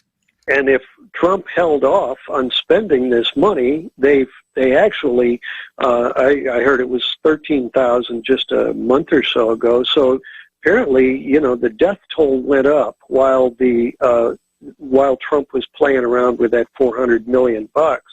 And this, all of this discussion about whether or not Trump was able to do this or whether he was searching out for corruption over there or any other phony excuse that he's coming up with, Ukrainians are dying by the thousands because those weapons didn't show up there. And so this phony baloney business about, Trump has the right to investigate, corruption in the Ukraine, he apparently didn't ask a question. Technically, he does. And sure. there's a treaty. There's a treaty signed between Ukraine and the United States saying that each commits to helping the other deal with corruption. And there's no question Ukraine is one of the most corrupt nations on earth. And that's what Rudy Giuliani is over there dealing with right now. In his own way. Yeah, because he's about as crooked as you can get. I mean, I had known people that talked about Giuliani's selling the parks of New York City to his development buddies. And I've actually, apparently New York City, while he was mayor, had something like 400 pocket parks, these little tiny empty lots that were turned into public parks, owned by the city. And while Giuliani was mayor, he was selling those as quick as he could. And he sold 400 something, he sold about half of them. And Donald Trump being a developer, I'm wondering how many, at what point did Giuliani become corrupt and in beholding to Donald Trump? Because there wasn't any logical reason why Donald Trump should, why Giuliani would have any, need to be beholden to him. But but selling off those parks has really decimated the public life in New York City. You know, you need a place, if you're living in skyscrapers, you need a place to calm down and, you know, look at the ducks or something. And Giuliani selling the land of New York City at cheap to be able to, you know, to fast buck a new skyscraper. I'm not even sure what those pocket parks would really be good for, given the footprint there and the easement rules. And of course, you've always got Central Park in the middle of Manhattan, where you can go and relax. So I'm not sure how much there is there. But again, looking back at Giuliani's tenure during 9/11, where he's out there saying, first of all, that he was told Building 7 was going to collapse. Then he refused to say who told him that that was going to happen. Then he went back and said, no, nobody said anything to us about it whatsoever. So he was in 9/11 up to his neck. Sure. Well, much less. I've got news articles from the day that talk about the 2,000 gallons of diesel fuel that were parked in Building 7. Or was it 20,000 gallons of diesel parked in Building 7? And they said that that was the reason why it fell, which is also some horse crap. But they were coming up with all sorts of excuses for Building 7. God, all you have to do is look at the tenants list for Building 7 to realize that the FBI's evidence locker in New York City was destroyed in, 11 seconds? Or was Building 7 8.5 seconds? I think it was like 8.5 seconds. So all of the evidence against organized crime disappeared in 8.5 seconds. And then the Security Exchange remainder of the evidence of the remainder of the evidence of TWA 800 was also destroyed in that building. Sure, much less Enron. Enron was huge in the news at that time. Enron leading up to the stock market swindles of what was that famous accounting firm? And that leads back to HSBC, Hong Kong Shanghai Bank Corporation. But the fraudulent accounting, Arthur Andersen. Arthur Andersen, that was it, yeah. Yeah, and all of those guys, all of the evidence in the Security Exchange Commission disappeared in 8 seconds. With the falling of World Trade Center 7. A lot of people made off like bandits when Building 7 came down. Of course, it was a government building. It should have been built a lot more sturdy than the buildings around it, and it still collapsed like a cheap suit. Well, it wasn't built by the government. I thought that was a Rockefeller building.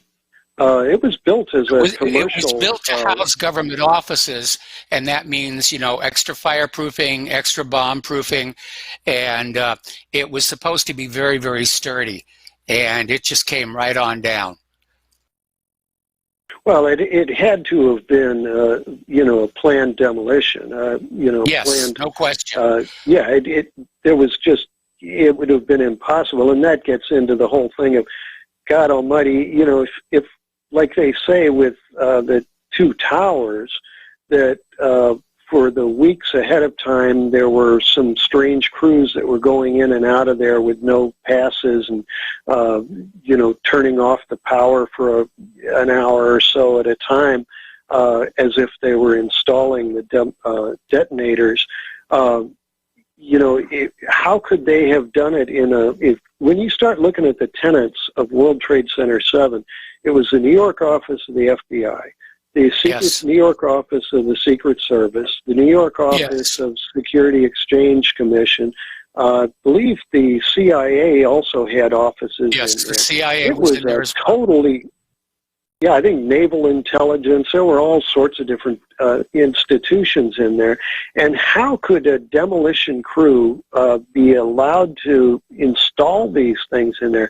You would think that any kind of dogs walking through that building, anybody would have been able to smell, if it was, it just would have had triggering all of the gas detectors for demolitions. Not if they use thermite.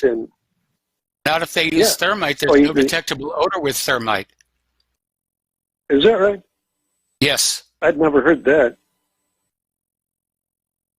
Well, in any case, somebody being able to install this stuff. I mean, you basically got to puncture the plaster off the wall to be able to put it into the beams, right, or the uprights. And so the idea that they'd be able to get access to all of those floors to be able to install this stuff, just amazing. They didn't get access to all the floors. They only had to do the basement. I mean, look at the video. Oh, no. Collapse. Don't you remember when those buildings fell? They fell in 20-foot lengths that were loaded onto trucks. Are you talking Building quickly. 7 or the two towers? I believe it was all of them, wasn't it? That they all No, fell Building in, 7 just came the straight reason down why into they its were own able to- footprint.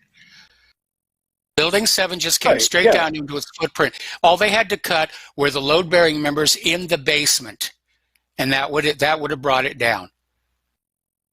Well, no, they couldn't. You see, in order to do a proper demolition, you couldn't. You would if it was a building, and if I remember right, Building 7 was 47 stories tall. Yes. And in order to, you would have a pile, maybe 20 stories tall, and instead there was actually a pit in these buildings. So that meant that and in fact, don't you remember that they sent these steel to China to be recycled within days? Yes. I mean, it was basically loaded on ships straight off the trucks, not used as evidence. And the beams and what do you call them, girders, were in 20-foot lengths laying on the ground. So that meant that the thermite or thermade was installed at 20-foot intervals. Or so that the salvagers cut the beams into 20-foot lengths so they'd fit on the trucks. No, well, they didn't have time to be able to do that. I mean, this stuff, the rubble was more of a pit than it was a pile. And with that in mind, those beams fell. It was like the concrete and the glass and concrete of the building was turned to dust by the explosions of the thermite and thermade. I was out here in San Francisco. We had a 9/11. Okay, well, David, I'm sorry. I'm going to have to let you go. We got to take a break for commercials. We've got other callers waiting on the line. We'll be right back. And aloha, America. Welcome back to our show here. We're going to go to the phones to Laura in Michigan. Aloha, Laura. Welcome to the show. What's on your mind? Hi, Mike. I have a little Giuliani story. Right after 9/11, when Ron Paul was running for president, the Republican convention is held on the Grand Hotel on Mackinac Island. You have to take a ferry to get there. So yes, anyway, I'm familiar with it. We're all. Pardon? I said I'm familiar with it. Yeah. Anyway, so after Ron Paul spoke, all the Ron Paul people wanted to leave at once because they didn't care about anybody else. And it just happened. Giuliani was on our ferry with all Ron Paul people. So anyway, the Ron Paul people started chanting, 911 was an inside job, and you knew about it. 911 was an inside job, and you knew about it. And he was scared. But anyway, what happened was he had to go up. They brought him up to the wheelhouse, and he rode the rest of the way across the straits up in the wheelhouse. Okay. Because he was so afraid. He had to stand next to the pilot. Yes. They call them pilots or helmsmen. They don't call them drivers. Well, anyway, yeah. Anyway, he had to ride in the wheelhouse. So he was scared to death. I think he thought the Ron Paul people were going to dump him overboard. So every time I see that him would be acting bad like a for tough the guy, environment. I think about that. All right. Well, Laura, thank you very much for the phone call. We're going to let you go. And the phone lines are open right now. California is bringing back debtors' prison for the homeless. Now, as you're already aware, homelessness has been on the rise in California. It's skyrocketed since the camp and car fires devastated the state. So a lot of these people are homeless because of nature and had nothing to do with themselves, their work, whatever. So California officials around the northern part of California in Redding, Mayor Julie Winter has sent a state of emergency request to Governor Gavin Newsom, approved by the Redding City Council last week, that requests the right to involuntarily detain people into homeless shelters. And in the letter, Mayor Winter asked the governor for aid in forcing the homeless to adhere to her regulations, which includes conservatorship, meaning they take what wealth you've got, until the individual has demonstrated the ability to care for themselves, including managing their finances, which is not going to happen. Once the government gets their hands on that money, that's it. They're not going to give that back. All righty, and we're going to take another phone call. Dustin in New Jersey. Dustin, I'm going to have to take you through the commercial break. What's on your mind? Man, that other listener, whoa, man, he was pretty knowledgeable on, like, the savings and loan stuff and all that. Wow, man, I didn't know that about Giuliani with those park things, with the parks in New York. Yeah. The only reason I don't like Rudy Giuliani, well, now I know that. I didn't, because of 9/11. Remember his top cop, Bernard Kerik, the one where he dropped the terrorist ID out of his pocket and it fell on the ground right next to his foot? Yeah. Remember? I remember and then that remember one. he went to prison, right, for corruption. This is yes. See, this is the people that are all surrounded them all because they're all corrupt too. And you know why I don't like Giuliani, Mike? Not only because of that, with Bernard Kerik, because they all flock together, birds of the same feather, is because remember Giuliani was he lobbied Obama to remove the MEK off the State Department's terror watch list, which is they're a terrorist group in Iran that are Wahhabis, basically Saudis. Yes. Well, that ideology, and which leads me, Mike, to Saudi Arabia. Like, what do you think? I mean, this is what the problem like with Trump now, with Saudi Arabia, because see, he gives them all that money, and inside every Saudi is a Wahhabi waiting to get out with all the terrorist attack on the naval base.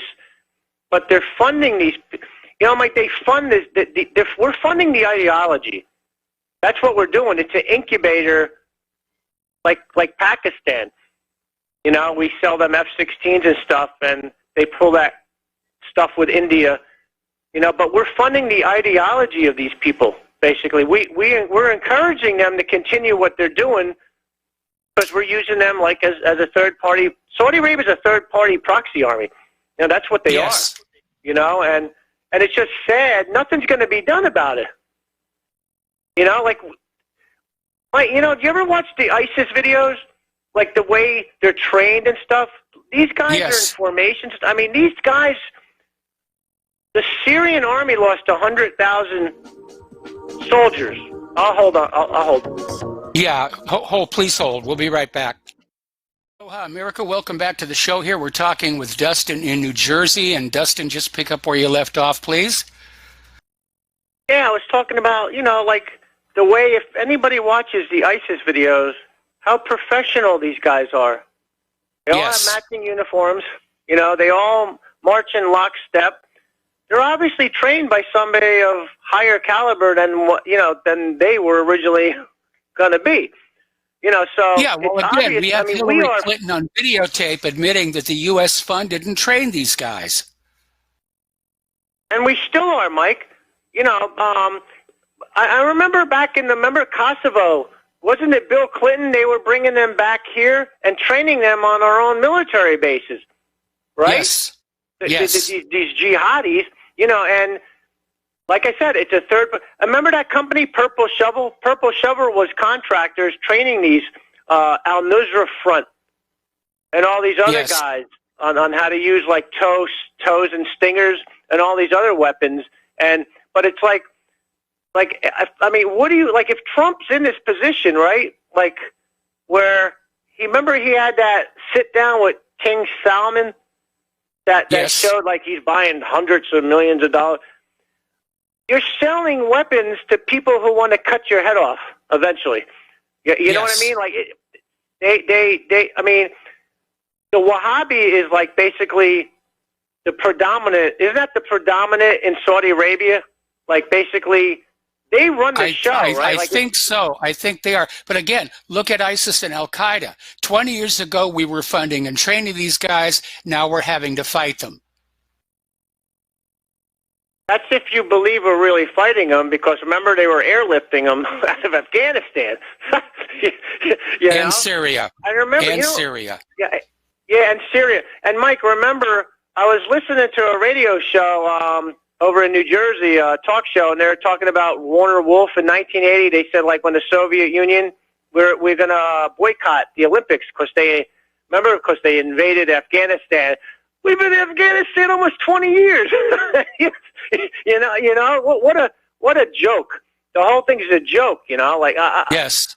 I don't know, Mike. You know, I look at, because people know my view on Trump now. You know, like, I look at Trump as, sure, there's elements of the deep state after him, but this is a battle between the Bloods and the Crips. That's what it comes down to, because, like that other caller said with Wilbur Ross and Steve Mnuchin, you know, you got Mike Pence, other couple callers an hour and a half ago was like Nikki Haley ain't so bad. No, Nikki Haley is really bad. And then you have like John Bolton, Mike Pompeo, Gina Haspel. So I still go back. What's changed? Because all these people were there in other administrations, like, right? Either Bush or prior to that. You know, so Trump's just another side of the same coin. You know, I mean, I don't know anything about Wilbur Ross being the king of foreclosures or not, but these people are still in that sphere of influence. They're part of the establishment. Mitt Romney did exactly the same thing. In fact, there was a film when Mitt ran for office the last time. There was this film that came out, was put out, I think, by the Gingrich campaign, called When Mitt Romney Came to Town, and basically described the same behavior. Come on in, buy up a company, you know, shut it down, declare it bankruptcy, and sell off all the assets and leave all the people without work. Okay, Mike, do I still have time? I wanted to switch gears real quick. And you got a little time. You got a little time. Okay, like that Putin had this, not the one with the Ukraine and Germany and France. He had another one with Belarus and Azerbaijan, I think it was. And did you see that? Like they're thinking about where they're going to have open borders between Russia and Belarus to form one. There's going to be another block, trading, like a trading block and a military block with four countries. Putin's already talking about ending the war in Ukraine by the end of the year. Yeah, but like one of the stipulations on that is like, and Putin says at the end is removing the border guards or bringing in the border guards, because like, I wouldn't bring in the border guard. I mean, yeah, because I wouldn't let, you know, like, yeah, I mean, I don't know, Mike. I would just, and Mike, isn't there a law in the United States saying you can't sell weapons to a country if they're in a civil war? Because they have a breakaway Donbass and Lugan. Well, heck, what do you think we've been doing in Syria all this time? Yeah, man. Oh, man, I tell you, Mike, but like, and I still go back to my original point. Nothing's changed. It's the same status. It's a status quo, Mike. It's a status quo. Nothing. You know, nothing. Warrior Mike, nation. We're war profiteers. We are. We are, Mike. We're a warfare state, and the people don't want to. That's the unspoken word. And Mike, before I get off the phone. Did you watch the Ghostbusters Afterlife trailer? Because I think there's hope for Ghostbusters after that debacle of that last Ghostbusters movie with the girl. Well, we'll see. I don't get to watch a lot of movies. but just because of time constraints, I mean, it's a lot of hours to do show prep. It's a lot of hours to do the website. It's 3 hours to do the radio. And, one of the things when I lived in Oahu, I did the radio show first thing in the morning when I was full of energy and so forth. And now, of course, by the time I'm done doing the radio show, it's almost bedtime. So I don't really get to watch a lot of TV. Anyway, Dustin, we're going to let you go here, and we're going to switch over to Kelly in Austin. Kelly, thank you for waiting so patiently. What's on your mind? Yeah, certainly. I want to follow up on something I think it was Peter from Los Angeles who commented on earlier about the Jew Driven Coup. I saw this early on as something that was driven by aggressive Jews in Congress. And I commented on that from time to time to my wife, who is one of the nicest people I ever want to know and who tends to think I might go overboard. But as this thing has evolved, and as I've commented on this along the way, she's beginning to change her mind, because what she sees now is a cavalcade of Jews who are being paraded up there in front of Congress and who are put up there in order to run this coup. You had 2 Jews this week. You had 2 big Jews last week. You've got Jews running the committees. As one of your callers said a couple of weeks ago, you look down the list of people on his committees. It's Jew, black, Jew, black. And I've noticed that if my wife is beginning to rethink things, I'm sure that there are other people who aren't quite as nice as she is who have rethought this already or who are in the process of rethinking. And so they, I think, are probably overplaying their hands and might underestimate the backlash that they're liable to see if they push this thing any further. Well, definitely I agree on the backlash. I'm still thinking about what Peter said on his phone call, and I'm not sure if this makes sense for Israel to be maltreating Donald Trump when Donald Trump has given them just about everything that they want. And I understand where Peter's coming from, that Trump is just being ping-ponged between this group of Jewish activists and that group of Jewish activists. But I don't know. I feel like I'm missing a piece. Well, I think he's entirely right here. If you look at it here, looking at Donald Trump as a ping pong ball being played by good cop, bad cop makes a lot of sense to me. And it's especially so if you consider that Jews in Congress are far overrepresented with respect to their percentage in the population. True. And the fact that they are the ones who are driving this thing on all these committees. And then you've got these well-placed Jewish businessmen and well-placed Jewish politicians here and elsewhere. To me, it makes perfect sense that Donald Trump is somebody who's caught in between what appear to be warring factions, but who are all kind of driving toward the same objective. Yes. He's stuck. And then the one thing he could do would be to start off by cutting all the Jews off of his staff. And we could also do ourselves a lot of good by voting all these SOBs out of office. They have absolutely pushed this to the brink. Yes. And I fully expect that a lot of people are waking up, much like many Germans woke up during the 1930s, and they may find again that the backlash that they're going to encounter is far worse than they ever expected it would be. I don't think they were expecting a backlash, but I see a backlash growing. Well, actually, there were elements within the Zionist community that wanted there to be a period of oppression in order to scare Jews out of Germany and down to what was eventually going to become Israel. Well, yeah, I recall that, reading it. Of course, I wasn't there at the time, and I think me neither. What Hitler was attempting to do was actually expel Jews from Germany. His objective wasn't to load them up into concentration camps and kill them. He tried to get rid of them and gave them an option to leave. But he wanted to give them Madagascar. Madagascar? He wanted to give them Madagascar. I mean, there are these coins that are still considered collectible in Germany that have the swastika on one side and the Star of David on another. they were getting along just fine, until some troublemakers came on in and said, let's stir things up a little bit and, get the Jewish people to move down to Palestine. Mm-hmm. Well, a lot of that started with the Jewish Jewish boycott of Germany back in the early 1930s. Yes. And at that point, that was when Hitler and others decided, look, we've had enough of this nonsense. We're going to crack down. And I don't think we can do that here. I wouldn't recommend doing that here.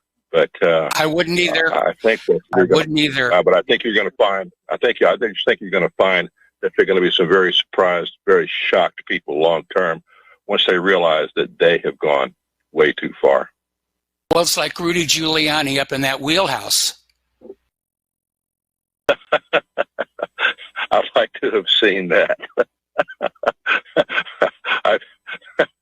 I bet he got up there as quickly as he could. Probably. Yeah, this is a good program today. I've enjoyed the commentary, and I especially enjoy hearing from Peter. I think he's a very intelligent and man, I think, who's got a lot of insight into these matters. Anyway. Okay, well, thank you for the kind words here. And we're going to let you go. We're almost at the end of the show here. We're going to go to Keith Rogers. Aloha, Keith. Welcome to the show. What's on your mind? Just one simple correction there, Michael, and good to hear you back on again. You don't have a civil war when you have members from 50-some nations or countries fighting to take down a legally elected government. The media has spun that so as to name it a civil war, but it was none of that. I mean, we have documented proof clear back to 2012 that the United States started funding these terrorists. And I always like to look at that. When you look at congressional records there, it says the Congress spent a little over $700 million arming and training these jihadists. Well, in America, our roads are a shamble. They won't buy a snowplow. I mean, this is how ridiculous things are like that. So, I mean, this is what we're faced with. This is an old CIA plot of using these CIA stay-behind-desk squads. You can rename them to whatever you want. This has been going on for eons now, and finally, like you mentioned earlier in your show, those people throughout Central and South America and such are waking up to the fact that they have been had. They want their independence back. And this is the same thing that led to the buildup of the Vietnamese War, when Ho Chi Minh, who was funded by the United States, given all the radio equipment and stuff to radio in the downed pilots and other information like that. But it was when Ho Chi Minh declared independence for Vietnam, all hell broke loose. And they just don't like these little vassal puppet declining empire states falling away. And this is where we're at today. So it doesn't matter what country it is, it's the same thing. Yes. No, they're just they're co-opting these nations left and right, and they're going through what's politely called regime change, which is simply taking over the country and running it the way that you want to run it. And the people who are living in these countries don't like this, and it's not surprising they're going to fight back. Okay, story that just came in a little while ago, and coupled with that story about the supposed Iranian missile attack on the Baghdad airport, Google is now blocking access to the YouTube accounts of Iran's Press TV and Hispan TV. There's been no prior notice, and so it looks to me like something is getting ready to happen where they don't want you to be able to see the other side of the story. They're not going to want you to see Iran's point of view. They're not going to want you to hear that there are no weapons of mass destruction, that the Iranian leadership did not, in fact, gas their own people. And so I find this very alarming. And it does feel to me like they're getting ready to crank up the war with Iran, which is the next thing that's on Israel's wish list for Donald Trump. Okay, getting on back to the economic news here. There's a major freight carrier, Indianapolis-based Celadon. They filed for voluntary Chapter 11 bankruptcy yesterday morning. They have left 3,000 truckers jobless, many of them stranded on the highways. They don't have enough gas to put in their trucks to get home. Per capita world debt has surged to more than $200,000. This is $86,000 for every person in the world, which is 2.5 times the annual income. So don't tell me that this is a good economy, because it isn't. It absolutely is not. It's the one area where Trump is really lying to us left and right, is the state of our economy. Because it is not good, it is not healthy, it's about to get worse. We need to take a break for commercials. We'll be back with the last segment of our program after these few words. And aloha, America. Welcome back to our show here. Last segment of our program today.